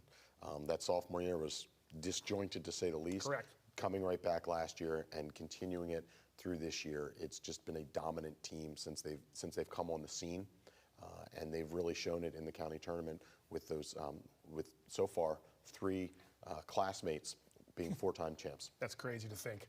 Congratulations to AJ with, like Michael said, 1 left in that quartet. We'll see him soon. But for now, we go to girls, 145. Francis Scott Keys, Adeline Crakes, Winters Mills, Kimora Herod in the final. Let's get right to the action. Kimora Herod is going to be in that black Winters Mill singlet, and Addie Crakes will be in the red, white, and blue of Francis Scott Key. We've seen these 2 teams match up in several finals so far. The red, white, and blue has served Key well here in this finals Yes, on the it girls' has. side. It's like Crakes got a little bit of an underhook, had one, or excuse me, sorry, Herod had the underhook. Herod in the dark singlet. Yep, both playing for hand position, fighting for hand position. A little bit of a collar tie.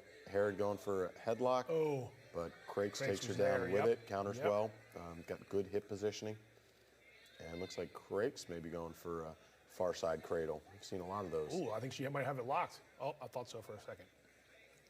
She's out in front a little bit, probably wants to get back behind to maintain control and try and put Herod back down so she can try and turn her again. Looks like she may be working a little bit of an arm bar, or trying to. Nah, looked like that slipped out also.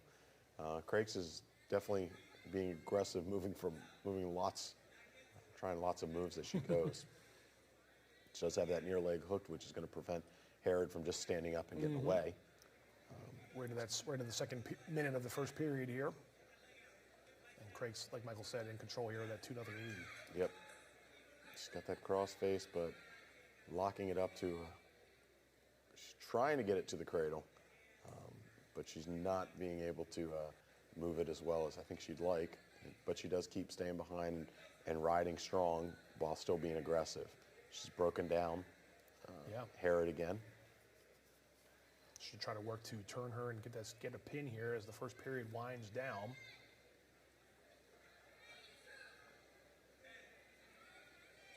All right. You said it as it's winding down. She's out a little bit to the side, moves right back behind. Good decision, and there's the end of the first period with Addie Crakes having that 2-0 lead over Kimora Herod. Yeah, good first period for her. A lot of match left, of course, if you're Herod, and only down 2. I didn't see who. I think they picked neutral. I thought Herod won the toss. I actually thought it was Crakes. But okay. Either way, they're neutral. Coin flip. Yes, that's correct. They're in neutral position.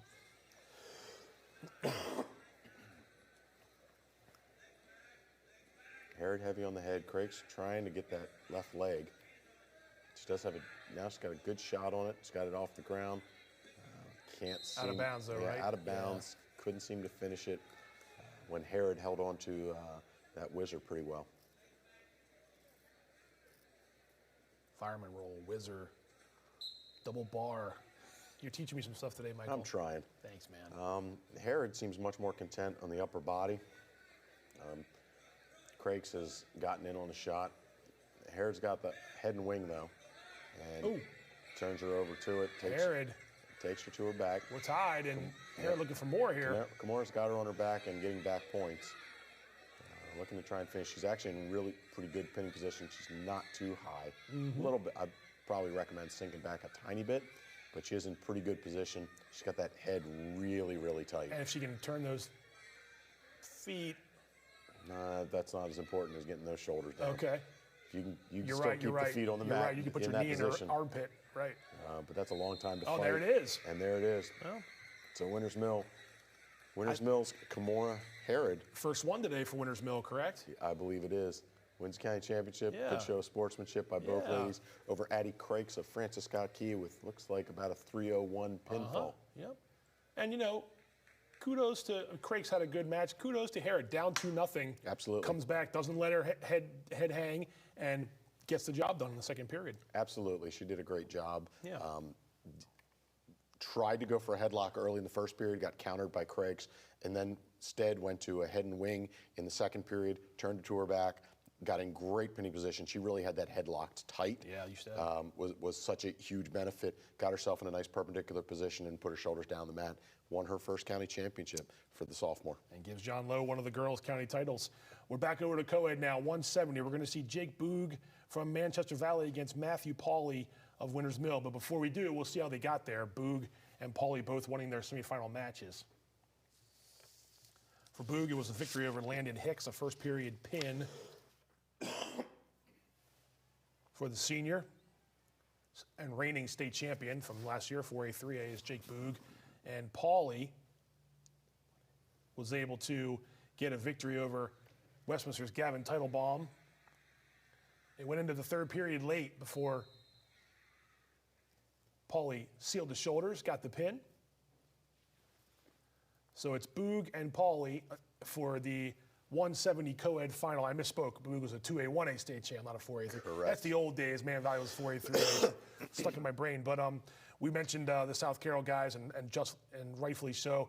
Jake Boog, I won't even say quietly, but Jake Boog, really, really good senior season. He's the favorite here in this 170-pound class. Yeah, I would agree with that. Jake's got a 42-2 record. Senior, as you mentioned, he's a returning state champ. I think he was second actually in his region last year. He was. He lost to a wrestler from Glenelg, who he then defeated in the state finals. Jake's had a great career for the Manchester Valley Mavericks, and looking to build on that. And he's not avoided anybody throughout the time. In fact, he wrestled in the dual meet. He wrestled AJ Rodriguez. He lost that match, but they could have avoided each other. Yeah. They decided the two of them, or the coaches, and in conjunction with the students' cooperation, they put them against each other. They wanted everybody wants to wrestle the best, and it's a great benefit to our students when they do take on that strong competition. That was cool to see, though. They both sort of wanted to do it. It happened to be the last match of the night. Let's do it and see how we go from there. And Jake's a returning county champ. Pauley's second? I believe took second at the Falcon Invitational this year. So it looks to be a good matchup. I would certainly, as you said, I would agree that Jake Boog should be the favorite in this match. But that's why we wrestle him. And we're going to do it right now. Jake Boog, Matthew Pauley. Let's see the 160-pound final.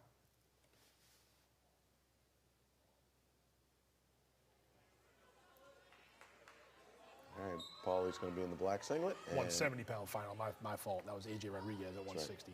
Forgive me. And Boog in the blue with white stripe of Man Valley.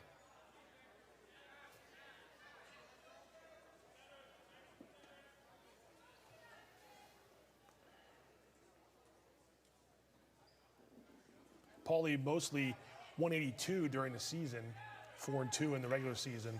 And like Michael mentioned, Boog, for the most part, 170 all year, 5-1 during the season, 27 pins going into the tournament, and over 40 wins. So a really, really fine finale for Jake Boog that he wants to obviously add more titles to, but off to a good start here. Pauley's trying to work an underhook to the far leg. Boog throws him a bit with the over, countering it, and they're back out of bounds again for a restart. We haven't said this yet, but I'll just, obviously, Michael, you confirm it. The point's going to be scored within the outer white ring of the mat, correct? For the most part. If you've got some You're right. Supporting points on the inside, you can still score points. And if your feet are in there, there's also... Great shot and finish by Jake Boog right into the takedown, and there he's going right first cradle right away. That far side cradle. And I think he might have it. Yes, he does. And that gives Jake Boog his second straight county championship this year at 170 pounds. Made quick work of Matthew Pauley, taking nothing away from Pauley, but Jake Boog, who we just talked up a little bit, rightfully so. Impressive victory there as he starts his postseason with a bang. Absolutely. He's, he's not content with that state championship that he won last year. Right. He wants to add to it. And he certainly is in good position. He's had a great year to this point. And wants to prove that, hey, that wasn't a fluke. I lost to that kid in regionals. I beat him in the state tournament. Maybe people think, well, he just had a bad day. Boog wants to make sure that everyone else knows that's not the case. Correct. And Jake's just had a great year and a great career. And I think this does help give him some momentum moving forward into the regionals and we hope the state tournament. We're actually going to stay with co-ed here. We're going to go to 182, and it's going to be South Carroll's Ryland Moose, who is the fourth of 4 for South Carroll, going for that 4th county title. He'll be wrestling Gunnar Grimm in the championship. Let's go ahead and see how these two gentlemen, young gentlemen, got into the final. Ryland Moose took care of Francis Scott Key's Adam Knox with a quick first period pin. And so Moose now going after that county title number 4, thanks to that pin. And you got Gunnar Grimm of Man Valley, who wrestled JT Ferguson of the Century in the semifinal. And Grimm in the 3rd period was able to finish off Ferguson. So a couple of pins for the 2 finalists. And we are going to get back into their match in 1 second. We've reached the 4th of the 4 for South Carroll. Yes. And, Ryland Moose doesn't get talked about a little bit against those other guys, only because he doesn't have the state championships that the other 3 do. He's a heck of a wrestler for South Carroll in the heavyweight division. Ryland's one of the heavier wrestlers.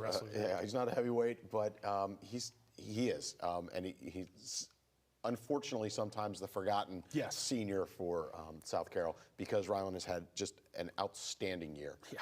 I think he's now ranked number 1 in the state as well, having defeated his opponent from Mount St. Joe when they wrestled in that dual meet. Yep.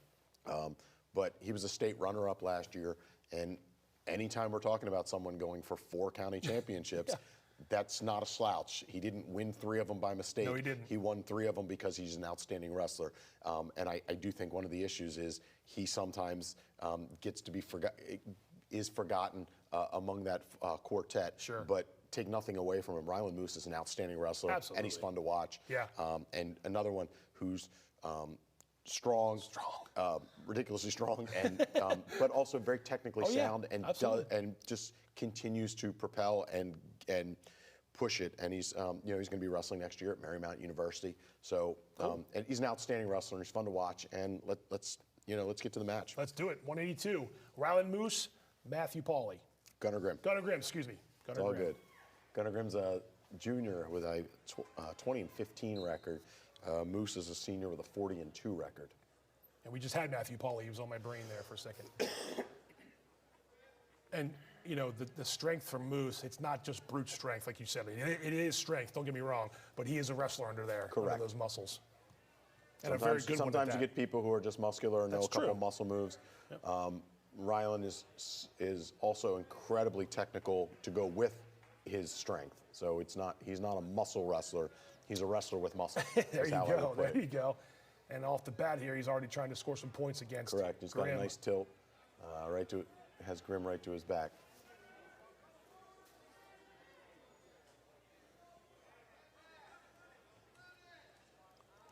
Right for a 3-point near fall, and that puts him up 5-0.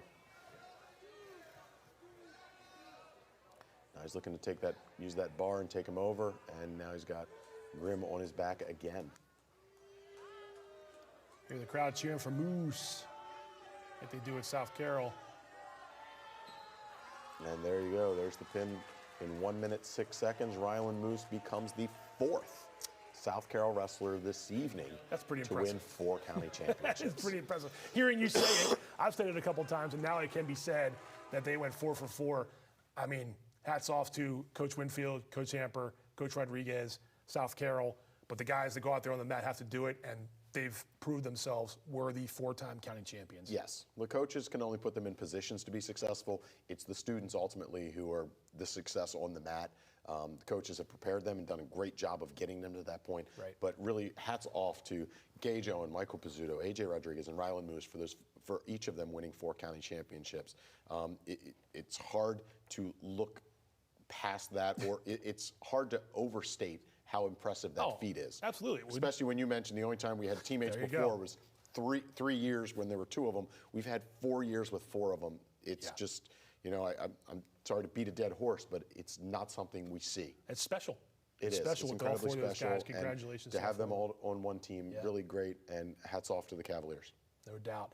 We're heading to 155, going right to the final on the girls' side. Katie Martin of Manchester Valley, Maria Arboleda, so it's a mouthful, Francis Scott Key. We had an Arboleda earlier with a county championship, and FSK will go for a second one, but Katie Martin is trying to repeat, and actually from this weight class a year ago at 155. Yeah, Katie was first place at the Falcon Invitational, first place at the Husky Open. She was the county champ last year. She was a regional champ last year, and she took third at the States. Wow, impressive. She's a senior with a 16-1 record. She's taken on a junior in Maria Arboleda, who's an 8-2 record and was the Falcon Invite runner-up. I don't know if they were in the same weight class. I don't have those brackets in front of me. But Katie Martin has been a 4-year wrestler, been here kind of part of that first group of wrestlers with Manchester Valley. With the Summer Shacklefords. 4 years ago. And goes right for the headlock, but Arboleda really countered it well. It's a nice got move a nice there. takedown there. But yeah, you mentioned Katie Martin. She is a name synonymous with the girls program over there at Man Valley. When it started as just let's wrestle for fun and see how it goes, and now here they are in county championship situations. It's just fun to see. Yes. Nice job by Arboleda there. It was a really nice counter, and Katie Martin gets up and gets an escape. Arboleda, I think, knew that headlock was coming from Katie and countered it really, really well. Good job by Katie Martin to get back on her feet. You don't want to stay on your back for too long, especially in these county finals. Just bad things happen. We see John Lowe moseying by. That's what we'll call it. Preparing for his next matchup. All right, that's a quick stall on Arboleda that the official feels she's not doing anything to improve her position. A little bit of a shot.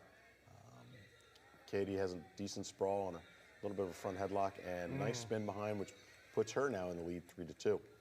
It's an official's discretion. Some officials will go to the stall warning quicker just to try to encourage the wrestling the action to continue. Absolutely, but some are much more stringent of you need to be actively moving to improve your position. Fair, yeah, fair. If you're not working to improve your position, you are stalling.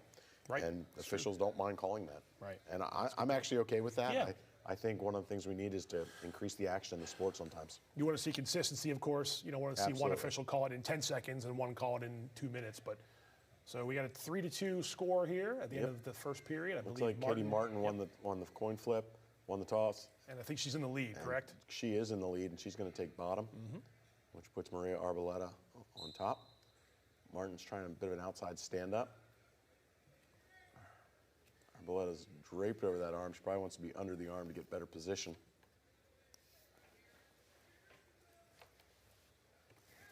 And looks like they gave her the escape. Yep, there's the escape now. So 4-2 now, Katie Martin. Yep.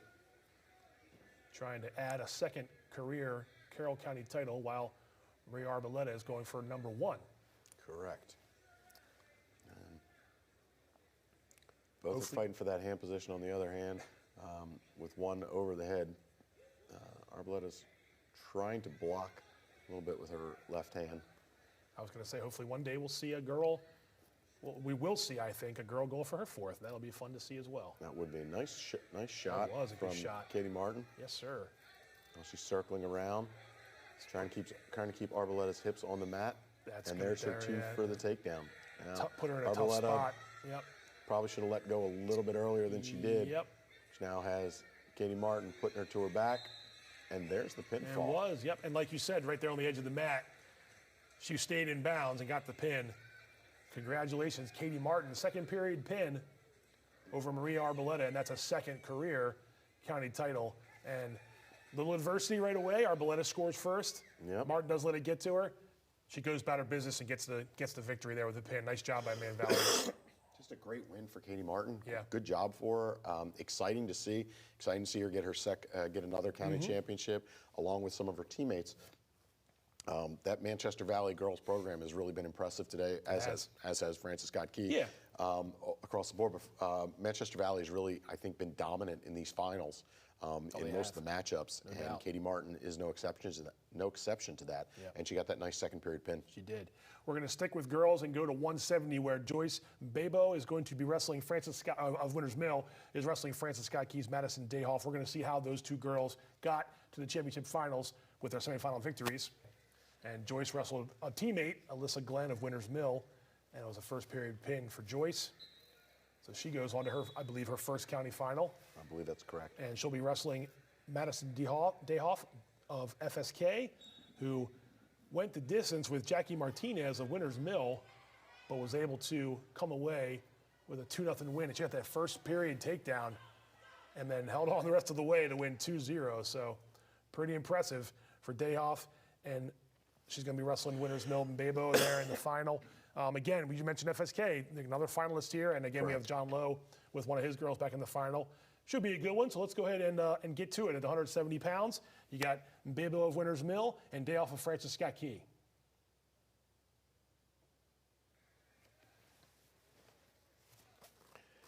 And Babo is a senior.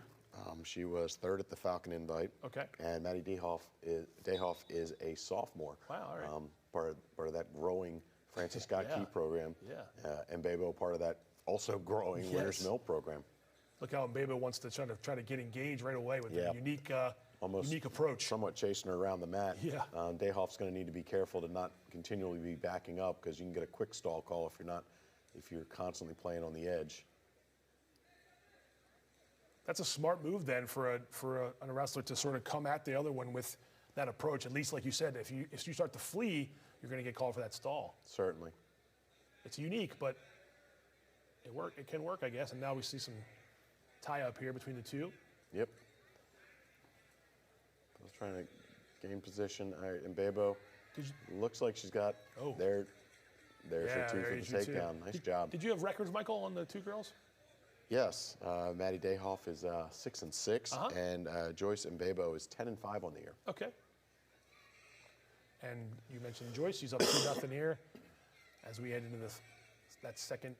Oh, nice escape, Dayhoff though. with the escape. Yeah, nice job by Madison Dayhoff. Certainly looks like Mbebo has been the aggressor. Yes. Dayhoff, I don't think is purposely playing to the edge, but it tends to be where Mbebo is driving her. She's making her go there, right? Yeah, no doubt. And that's the approach that she wants to do, that she's been taught by John Lowe and the coaching staff. And first period's winding down, and she still has that lead, but it's 2-1 after we saw Dayhoff with the escape a couple seconds ago.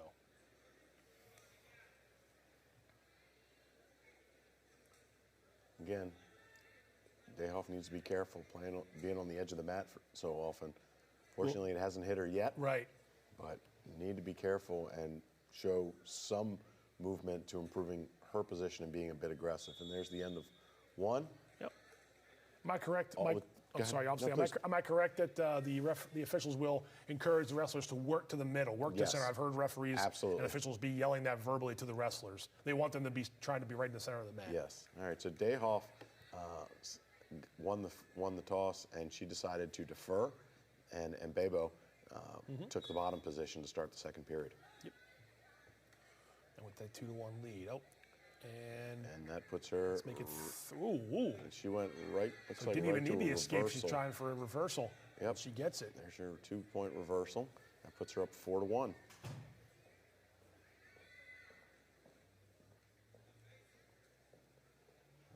like she's trying to maintain positioning. Yep. Scoring early here for. Careful not to lock her hands.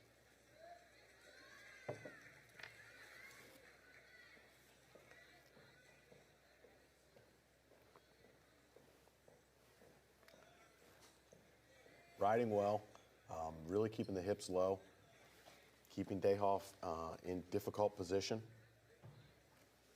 On top and in the lead here at 4-1. Yep, and Babo's definitely taking a good position right there. Riding well, continually working to improve. Got to be careful she doesn't lock her hands there.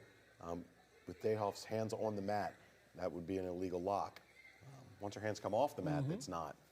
Looks like she's kept away from the penalty point. Yeah, she did, and she's back on top. Again, a good ride. I think she may want to be a bit careful that she's not just riding parallel the entire time. Officials don't like that when the top person does that. Top wrestler, okay, good crossface. I'm thinking she's going to maybe go for that far side cradle that we've seen in so many matches tonight. We have seen a lot of those cradles. I'm a big fan of it. Yeah. It is yeah. not. It's a painful cradle, and it's really, really effective if you can lock it up. Yep. And some of our best wrestlers in this county are really Do it well. strong with it. Yes, do it well. Like you said, we've already seen several today. Dayhoff is fighting it off really well also. Looks like we're winding down late in the second period, and there's the end of 2, which puts Joyce and Babo with a 4-1 lead. And Dayhoff has all the choices, and looks like she's going to take the bottom position to start the third period. She's down 4-1. Yep. You see John Lowe giving some encouragement to Mbabo, trying to tell her what she might expect here as Dayhoff tries to get up and then score more. And right away went to that ankle pick. Yes, she did. Went right to Good the job. ankle to break her down. Yep, that was a good job by Mbabo. She's got a nice crossface, which looks like she's trying to run that head to the knee. Nope, take that back. She's running it tight. She was trying to get that cradle again? I think that's what she's trying to do. Yeah, she's in a weird The position. thing she needs to do is try and run the head to the knee, not the knee to the head.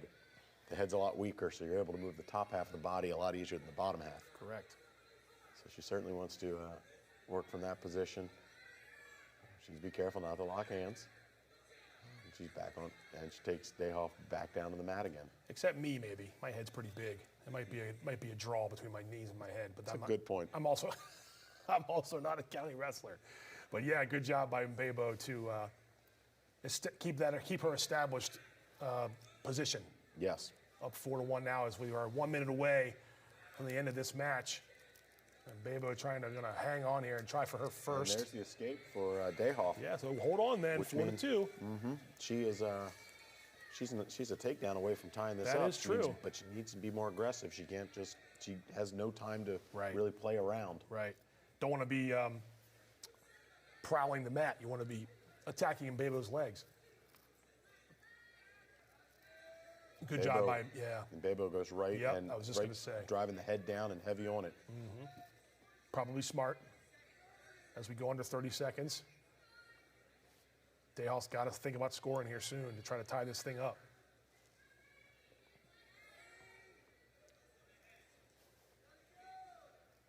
It looks like she's trying to get a little more aggressive now, but she's still, looking for openings that Mbabo is simply not giving her. Right, and Mbabo's in command here. She can basically get a stall warning and nothing bad's going to happen here. And I think Joyce Mbabo is going to run this clock out.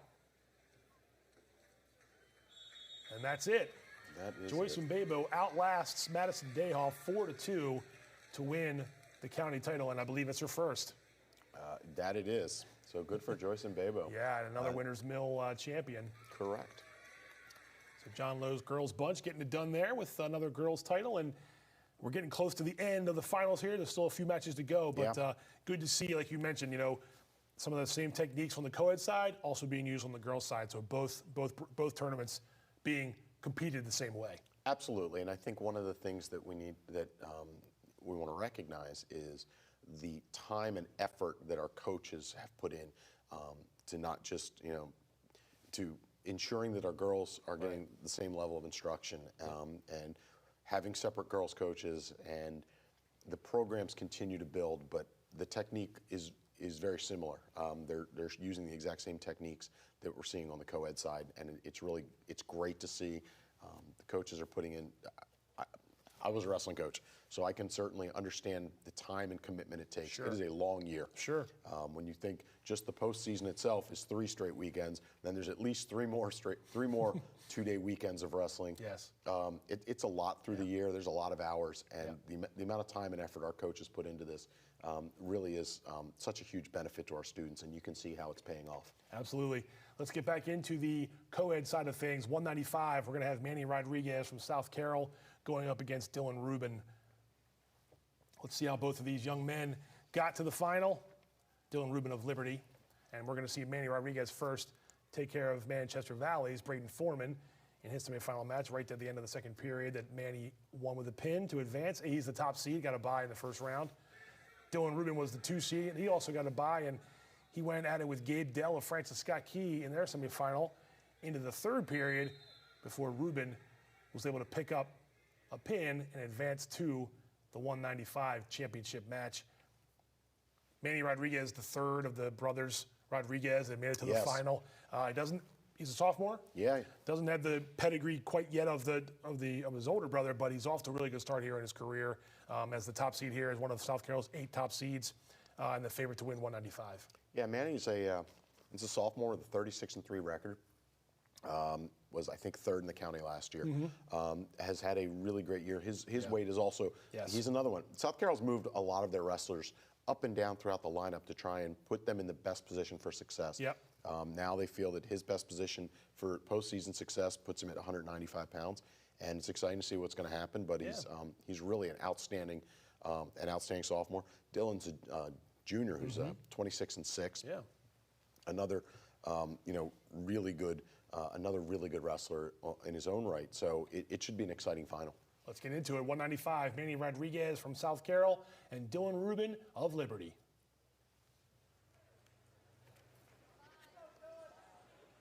Manny 6-0 in the regular season in the county. Rubin 4-1. And like Michael said, Manny, a sophomore, had some good postseason experience last year, and he's really made that next level step for South Carroll. And there's a quick takedown already as Rodriguez leads 2-0 over Rubin at 195. Yeah, Manny's very technically sound, plus he's big. He's a big sophomore. He's a strong sophomore. He is, yes. And again, like a lot of the other wrestlers, and especially at South Carroll, technically very sound. Yes. When he needs to be. Of course, you're going to use your size and your strength to your advantage here, but he knows how to get out of a skate. He knows how to get out of holds. He knows how to be technical on his feet. So.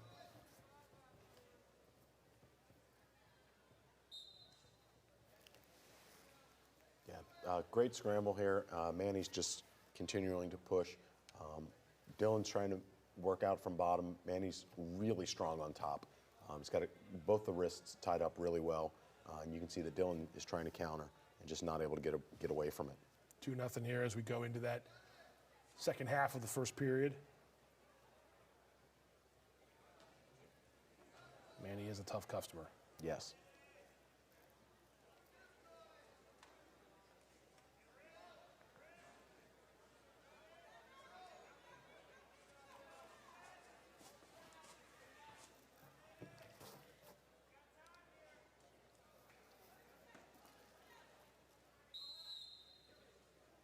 Stalemate there, called by the official. Yep.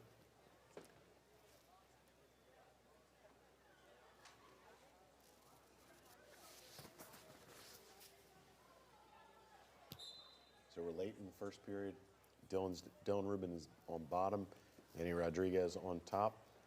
Again, working that same type of thing, working heavy on that head, keeping the hips down on the mat, locking up that leg, which prevents, looks like he's started to work to that far side cradle, which I feel like we've said once or twice. Spoiler alert, far side cradle. First period winding down, and Rodriguez will look to take the 2-0 lead into the break. For the wrestling novice, 2-minute periods, of course, 3 periods long, unless you need to go to overtime, and then correct. There's a series of tie-breaking criteria and rules after that. But this one has Rodriguez starting the second period on the bottom, and Dylan will be up top. So, nice job by Rodriguez trying to get to his feet and right away. Immediately takes him right down reversal to his sack. and some near fall points here. Nice job by Manny Rodriguez. Rubin keeping that near shoulder up just enough. But damage done there by Manny Rodriguez. Just a quick move and a powerful move all at once. Absolutely. And now he's up. Oh yeah. Puts him in great position, up 7-0. Yeah. I was going to say, not a bad start from being on the bottom, not a leapy on top, leading 7-0.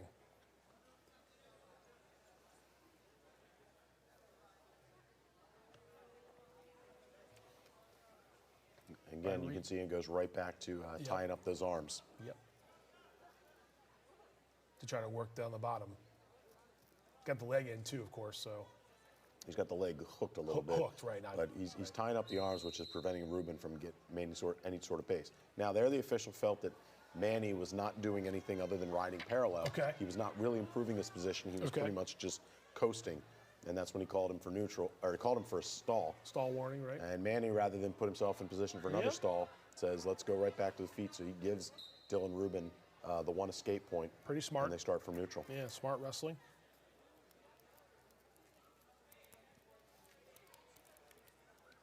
Manny a little more lethal, I think, on his feet here. At least that's what he feels. He feels comfortable, I think, mostly in bottom position and in top. He can ride really, or bottom position in neutral. He can ride really well in top.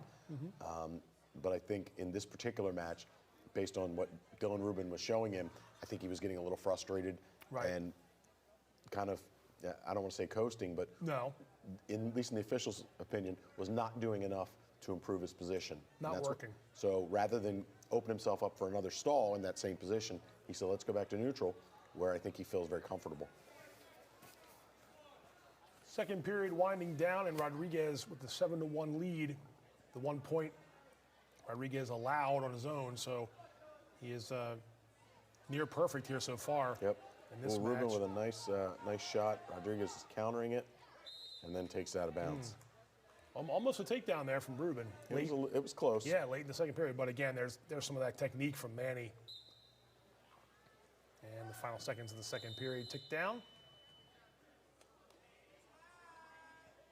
Manny's strong. Dylan Rubin, no slouch as I see him prowling around here on the mat. Yep. Pretty strong young man. And Dylan Rubin decides to take neutral. You're down by 6. You're hoping that you can just catch something here. And if you're Manny, the strategy is to be smart. Don't get caught up in any move here in the final minute and 40. And that's a takedown for Manny Rodriguez.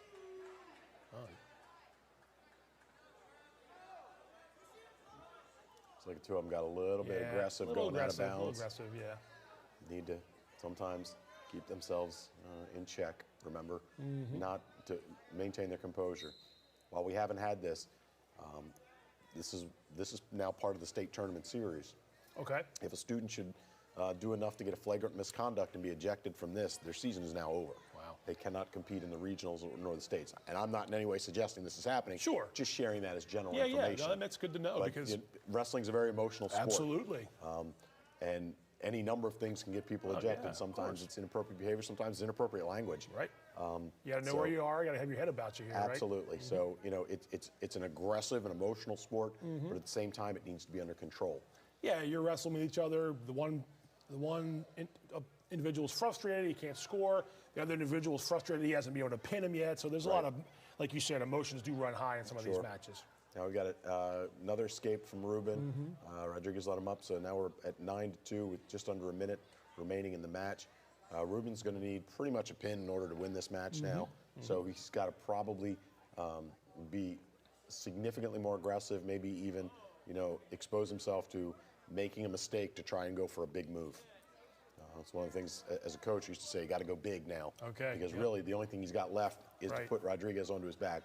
There's a stall. There's the second stall on Rodriguez, which makes it 9-3, followed by a quick takedown by Rodriguez. Just throws him right to the side. Now he's up 11-3. Yep. Under 30 seconds remaining. Yeah. Manny Rodriguez is going to close this out and be the third Rodriguez. Third in the finals. Third in the finals. 2 champions? 2 champions. That's correct. Yeah. Prematurely giving one to Anthony, I forgot. Yep. AJ and Manny. Still, though, 3 brothers in the finals, pretty impressive, and 2 champions. Impressive. Yep. And here are the final few seconds as Manny Rodriguez is going to beat Dylan Rubin 11-3.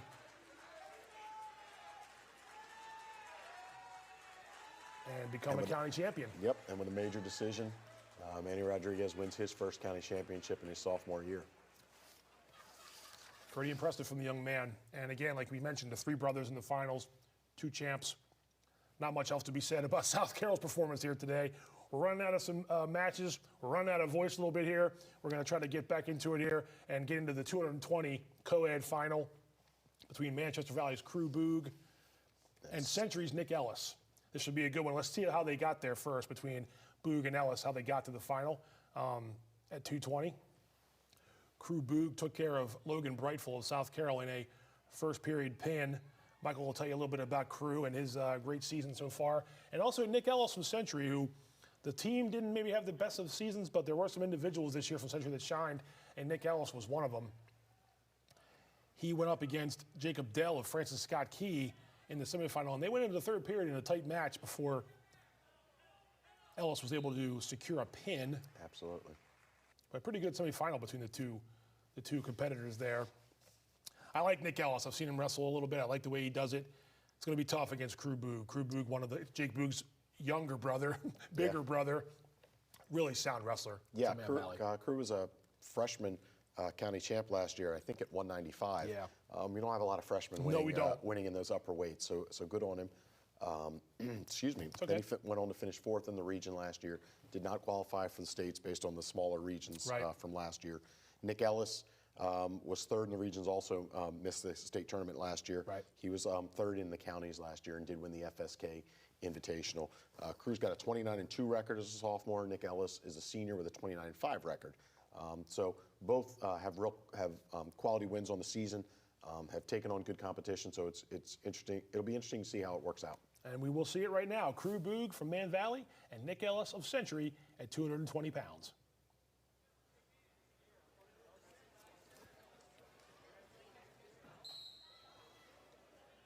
You got Crew Boog in the Manchester Valley blue and silver.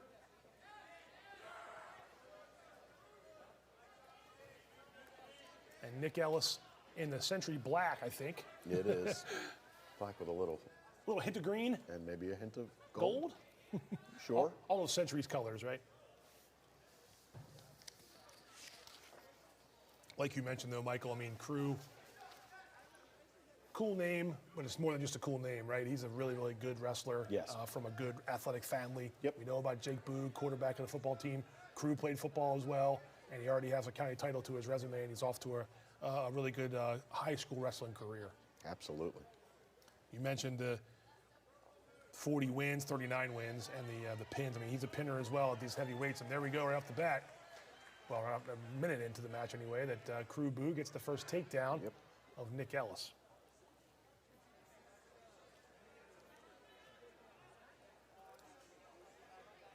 Far side of the mat there, but still points were scored.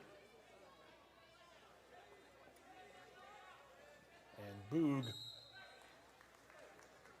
the other set of brothers now in the county finals. Crew trying to match the Rodriguez brothers with two brothers. That's right. With two brothers winning county titles. It's not rare in Carroll County. A lot of families are wrestling families. We mentioned the Thomases. There have been a lot of Kylers. There have been a lot of Boogs.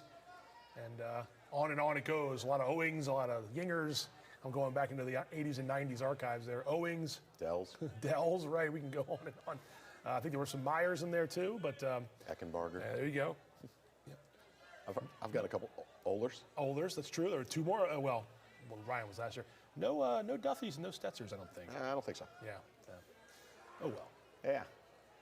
We're saving our strength for another time. But anyway, we're watching Crew Boog sort of take command of this match with Ellis, really trying to get himself in a position to pin, but Ellis is going to be. But Ellis is countering well. I was going to say, yeah. With all that, and I would say Crew Boog has dominated this match. It's still only 2-0 after the first period. Yep. Crew the aggressor on the scoring, and then just sort of did his best to work on Ellis, but Ellis did a good job defensively. Ellis wins the flip and defers. Boog then takes the bottom position. So Boog up 2-0. Again, 2-minute period, so we're into the second period now on the whistles, on the referee's whistle.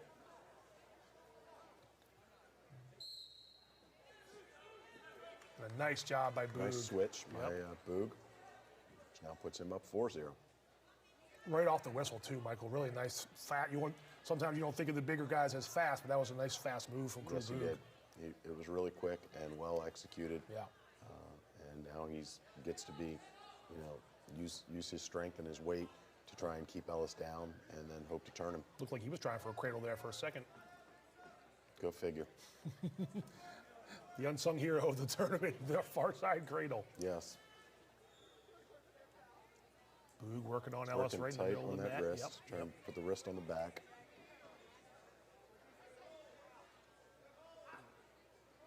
Oh, Nice, trying to drive him over. I saw that, yeah. But arm slipped out. It just can't be easy when you got two guys that big Correct. who are also talented, who are also skilled. I mean, Yeah. Boog's in command here, but Ellis does not want to get turned, and he's going to do everything he can to keep off his back. I think far too often the upper weights don't get enough credit Yeah, I would for agree the with amount you. of technique they do have. Rylan Moose is one we mentioned Sure. earlier. People look at him and think, oh, he's just a muscle wrestler, but he's very technical. Crew Boog's similar. He doesn't win just because he's big and strong. Right. He does have a lot of technique. No, I have no doubt about that. And when you have the bigger wrestlers who can wrestle more like some of the smaller Yeah. wrestlers, some of the lighter weights, really is a dangerous combination for their opponents. So more well balanced, right? When Absolutely. You're that kind of a wrestler at 220 or He's 2. back to that arm, pushing. Oh, Ellis might go. Bar, and yeah, that's not a position Ellis wants to No, find it's himself not. in. Boog needs to make sure he's got him tight. You see he's off his knees, and there you go. There's the pinfall. Crew Boog seals the deal, and that's county title number 2, and also the second one today for the Boog brothers. Correct. So congratulations to Crew Boog, who tops Nick Ellis in the second period pin there, and gives Manchester Valley's boys another county champion. We've mentioned the skill of the big guys as opposed to the lighter weights. Yeah. Crew's definitely a prime example of a guy who's got the size, the strength, and the technique. Absolutely, and you can see as he won his second county championship in 2 years, that's an impressive feat. We've seen some others who have, he's on his path, I think, towards trying to secure more county championships, but obviously taking one at a time, and good job for both the Boog brothers. Yeah, absolutely. I think we're headed to girls again now. I think it's actually the final girls championship of the night at 2:35. It's Winters Mills' Roan McCulley and Manchester Valley's Zoe Lease. Right to the finals we go.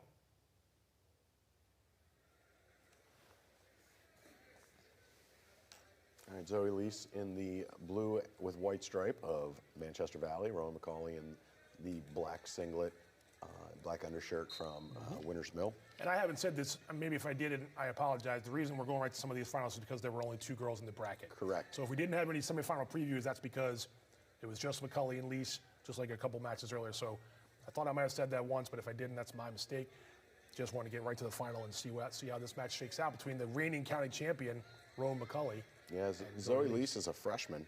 Wow. Who took first place at the Husky Open, and Rowan is a senior from Winters Mill, who's a 2-time county champ. Looking for a third one. Good for Lease to be a freshman and come out swinging the way she has this year. And she's, let's see, Rowan's working a nice power half, trying to work to turn her. So Rowan's a 2-time county champion. I believe that's correct. Okay. That's the information I was provided. Hey, that's okay. You're the county AD. I trust you. And Rowan's got Zoe Lease on her back, and there you go. Wow. There's your pinfall. So there you go. So make it 3 for Rowan McCulley. Very impressive for the Winters Mill Falcon grappler. And again, we've seen a couple of these teams bring their A games on the girls' side and the co-ed side, of course, too. Absolutely. But congratulations to McCulley. That's impressive. 3. I was thinking last year being the first. I guess there were some county champions. Yes. The season before that, it just wasn't a full bracket. Correct. But there were some matches. So great on Rowan for being a 3-time county champ. Absolutely. Pretty good impressive. for her. Yeah. And it's good to see, again, the growth of girls wrestling, the growth across all the weight classes for girls wrestling. And it's exciting. Guess what? We got one match left. All righty, let's get to it. Before we do, we're just going to tell you it's Westminster's Randy Green against Man Valley's Derek Martin. Let's see how both of the heavyweights got to the championship match by winning their semifinals. We'll talk about Randy Green in a second, but he has had a really, really good season for Westminster. Here you see him taking care of Declan Logan in the second period with a pin. So Randy got the job done there. And then his opponent, Derek Martin from Manchester Valley, actually has 2 victories today, both pins. And the semifinal match against Century's Jadima Ziogo was a pin as well in the first period, as you see Derek Martin take care of his opponent there. I just wanted to set that up because I know Randy Green, one of the other really good wrestlers this year that maybe didn't get a lot of publicity. Westminster as a team didn't have the best season, but I believe Randy only has one loss. Correct. He's one of the best records in the county. Westminster won a heavyweight state title last year. Randy Green wants to add a second one. First things first, he's trying to get a county title here for the Owls. He is. Randy's 40-1 on the year, and I actually saw the one loss, and it was they needed him to pin in order to win in the regional duels. So they had to put him in position to not necessarily just win the match. He had to get a pin. Oh, I see. And whereas he would have taken down and trying to get, I think, different strategy for different things. It wasn't just trying to win the match. Yeah. He needed a pin, and that was why he lost. It went away from his typical strategy in order to win the match, to try and win the dual meet. That said, he's had an outstanding year. Absolutely. He was county runner-up last year. Derek Martin, both are seniors. As I mentioned, Randy's 41, Derek's a senior with a 32-3 record. So it looks to be a great final between the two of them. And let's get right to it. Last but not least, Randy Green and Derek Martin for the Carroll County Heavyweight Championship of the 2023 Varsity Tournament.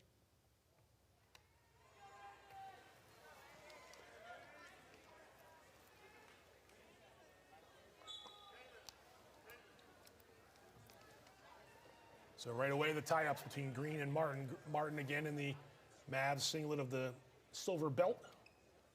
Looks like a belt. Yep. Green's given up a good bit of weight. Derek Martin is close to the 285 weight, and Randy's more of a lighter heavyweight, probably only around 225, 230. So he's giving up some pounds. I believe they wrestled in their county duel during the season, and I remember memory serves that Green won. No, Green won. I think he won by pin. If they wrestled in the county duel, then Green would have had to have won, because I said, I already saw the one time he lost. That is true. I was just thinking whether it was a pin or not. I believe it was. So Green was 5-0 during the regular season, and like Michael mentioned, came into this at 39-1, and he's now 40-1. And then Martin, 30 wins on the season and more than 25 pins. It was a pretty impressive year. 2 losses in the county, but a good wrestler in his own right. So no one scoring yet here in the first minute. Yep, both trying to. Doesn't look like either one really wants to take a shot on the other. Both content to work upper body. Issue with taking a shot at heavyweight is you got a heavyweight sprawling on top of you, and that's a lot of weight to carry. So you'll see a lot of heavyweights who like to work upper body. Yep. And you'll see sometimes not a lot of scoring in finals. Sure. Doesn't take away from what they're trying to do on the mat. Just sometimes points are at a premium here in these heavyweight finals. We mentioned Westminster last year. Caden Bryan. Yeah. He was 4A3A on the fight. He was the very last match of the entire tournament. Correct. And we waited it out because they went to sudden victory. I think there was some Showplace Arena maintenance crew sweeping up behind us, but a great match that Bryan avenged a loss, his only loss from the season in that final. So I know Randy Green was watching, and I know he wants to try to get back there and win. But of course, first things first, like I said, he's trying to add a county championship to his resume. And that's the end of the first period with no scoring. Scoreless first period. All the choices belong to Randy Green, and this is where I said this is one of those times where you take bottom for the hope of scoring that first point. Okay.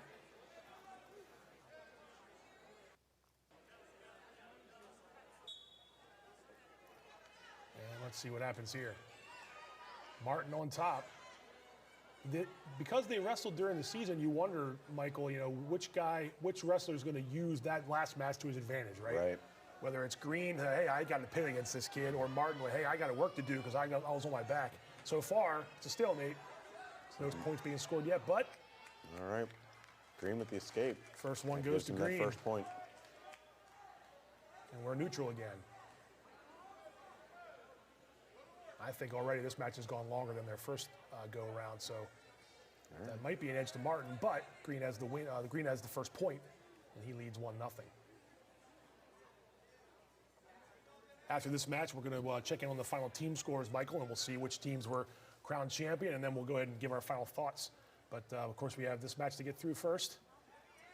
I do appreciate you hanging in there. I know you're not 100% health-wise, but like a true wrestling aficionado, you came out for the finals, and we do appreciate it. Happy to do so. I enjoy this part of it. Just trying to fight on through. I know. It's like about close to a takedown by Martin. If he can Martin can pull keep him back good in. Position, and there it is. He does. Good job by Derek Martin, and that's a bit of a... And he's got his back. Randy Green, not a place he's been a lot this year. Randy's fighting off his back really well. I got to give him credit. That's a true. Great takedown by Derek Martin. That really was. And that gives him a 5-point move. Big that turn puts of him events. Up 5-1. That's a big turn of events, Michael. Just because of the way Randy has been the top seed and had control of all these matches. Like you said, just the one loss, and there you go. There's an escape by Randy Green. Okay, puts him back to 5-2. Second period winding down. Not sure if they can score again here before the end of the period, and they can't. So a good job by Randy Green to get that escape, and you see right away, Martin wants neutral, but Derek Martin, great finish that second period. Yeah. Really good finish. Well, we mentioned it before the start. I mean, yes, Green was the 1 seed and the favorite, but Derek Martin, no slouch. No, none at all. We've been saying that a lot for the other opponent, no slouch, because there's not a lot of slouches in Carroll County. Correct. We know that everyone around here knows that. So neutral off the bat here to start the third period. And we got Randy Green trying to come back from a 5-2 deficit, and Derek Martin trying to hold on for his first county title. Both of these wrestlers would win a first county title, I believe. That is correct. If they win. Senior and the sophomore. Is that what we said? Two seniors. Two seniors, excuse me. Last one had a sophomore with a correct match. A couple of seniors, so the experience definitely a wash there with both veteran wrestlers. Not much going on here in this first half of the third period. Randy's going to need something big. But it could happen big with the heavyweights. Oh, absolutely. Bear hug, barrel roll, or whatever you want to call it. Get him to his back. Fireman's whizzer, is that a thing? Oh, I'm sorry to mix things up, sorry. You're all good. Sorry. It's getting late. Understand. So a good stalemate there probably with not much action going on. So Martin picked neutral, and I'm wondering if he just wanted to feel like he could ride this out. I mean, I know he wants to score. See how he's sort of keeping Green at bay. Yep. Green's got to start getting the head. See, Green had to go for a shot. He's going to have to here, right, Michael? Yeah, he's going to have to do something. Time's running out. We're under 30 seconds. Yeah, now he's going to try for a headlock. He's really got no other choices. Yeah, now he's in trouble. But he's just not in position for it. Yeah, he's in trouble there. And there's he another couldn't lock it up. And I think that does it. I think that's going to be a win for Derek Martin. That's a pretty impressive win from Derek Martin to go up against a kid who had just lost his first match last week. Yeah. Undefeated all year. And congratulations to Derek Martin of Manchester Valley. There it is. And that will be another set of siblings winning county championships along with his sister Katie. Oh, there you go. I didn't even think about that. 2 and 2. That's why you're here and with me. I believe that is the first in Carroll County history boys, girls, brother, sister county champions. How about that? So we saw a lot of history tonight. We did. That was pretty exciting. And that wraps up the championship finals of the 2023 Carroll County Wrestling Tournament. Michael, just before we see the final team scores and see which teams were first, I'll make it quick because I know we're losing our voices a little bit here. But we saw a lot of A-plus efforts tonight across the board. Girls, co-ed, South Carroll, Man Valley, FSK, Winters Mill. We saw a lot of really good wrestling tonight. We did. We saw some great wrestling, and it just showcases how strong wrestling is in Carroll County. And it bodes well for the regions next week. We have schools spread across 3 regions in the state, and bodes well for the state tournament coming up in 2 weeks. It's really exciting and fun to see the work our students put in day after day after day, starting on November 15th. Yes. At least within the season. Yes. Not to mention all the hours they put in outside the season. Oh, absolutely, yeah. But it's a lot of fun. It's great to see the fruits of their labor for both the coaches and our students. And as a wrestling fan, it's just exciting. Yeah. And I look forward to seeing more of it over the next couple weeks. Yeah, it was fun sitting here watching all the matches with you, and congratulations to all the individual champions. Let's go ahead and take a look at the girls' team standings and see which Carroll County team won the team title. I don't believe we've had have we had an official team champion yet on the girls' side? We have never had a girls' team champion. This is the first one ever. And so the inaugural girls' take a look team at that. champion are the Eagles of Francis Scott Key High School. And not taking anything away from Man Valley and Winters Mill, but Key brought 10 girls to the tournament and come with 126 points. That's really, really a nice, cool feather in the cap of Bill Heisen, a longtime coach at FSK who helped the girls team get together with his assistants as well. Yep. pretty special to have them come up here and be the first champion. One of the older programs, I should say, in the county's history, and they have their first girls team title. It's pretty exciting. It's pretty cool. This is the first year they've had a larger team, and the work has paid off, and congratulations to them. So great job by the Eagles. And runner-up Man Valley, the girls there. Not by much. No, not by much at all, yeah. And just behind them was Winters Mill. So all three of the teams we mentioned that had the most showing, of course, Yes. the most finalists paid off. Over to the co-ed side of things now. And I think it was already kind of a done deal before the finals got underway. And there it is. Yeah, South Carroll with 228 points cleared the field by a good bit, almost 50 points there of Man Valley. Just very impressive. South Carroll, back-to-back team titles now, the 11th in their program history. They had the 8 top seeds. They flexed the most muscle in this final. The Cavaliers got the job done, and Man Valley finished second. A very dominant tournament for the Cavaliers. Man Valley was behind them, a good bit behind them, but well in front of everyone else, almost 100 points in front of the third-place team. So it was very clear who's number 1, very clear who's number 2, and 3 through 7 were closely bunched. So, there is a good bit of parity, but we also have the two who stand above them. Yeah. But after that, it's a good bit of parity. Yep. But there's some really great wrestling in Carroll County. Yeah, and we mentioned this. This is now the first weekend of the postseason. One hurdle down. You got regionals next week, and then the best of the best from that. Move on to states down in Upper Marlboro at Showplace Arena. I know you'll be there. Absolutely. I'll be there. Rest up until then. I appreciate you hanging in there with us tonight. For Michael Duffy, Pat Stoetzer, thanks a lot for joining us for the CM SportsNet broadcast of the Carroll County Varsity Championships. We'll see you next time.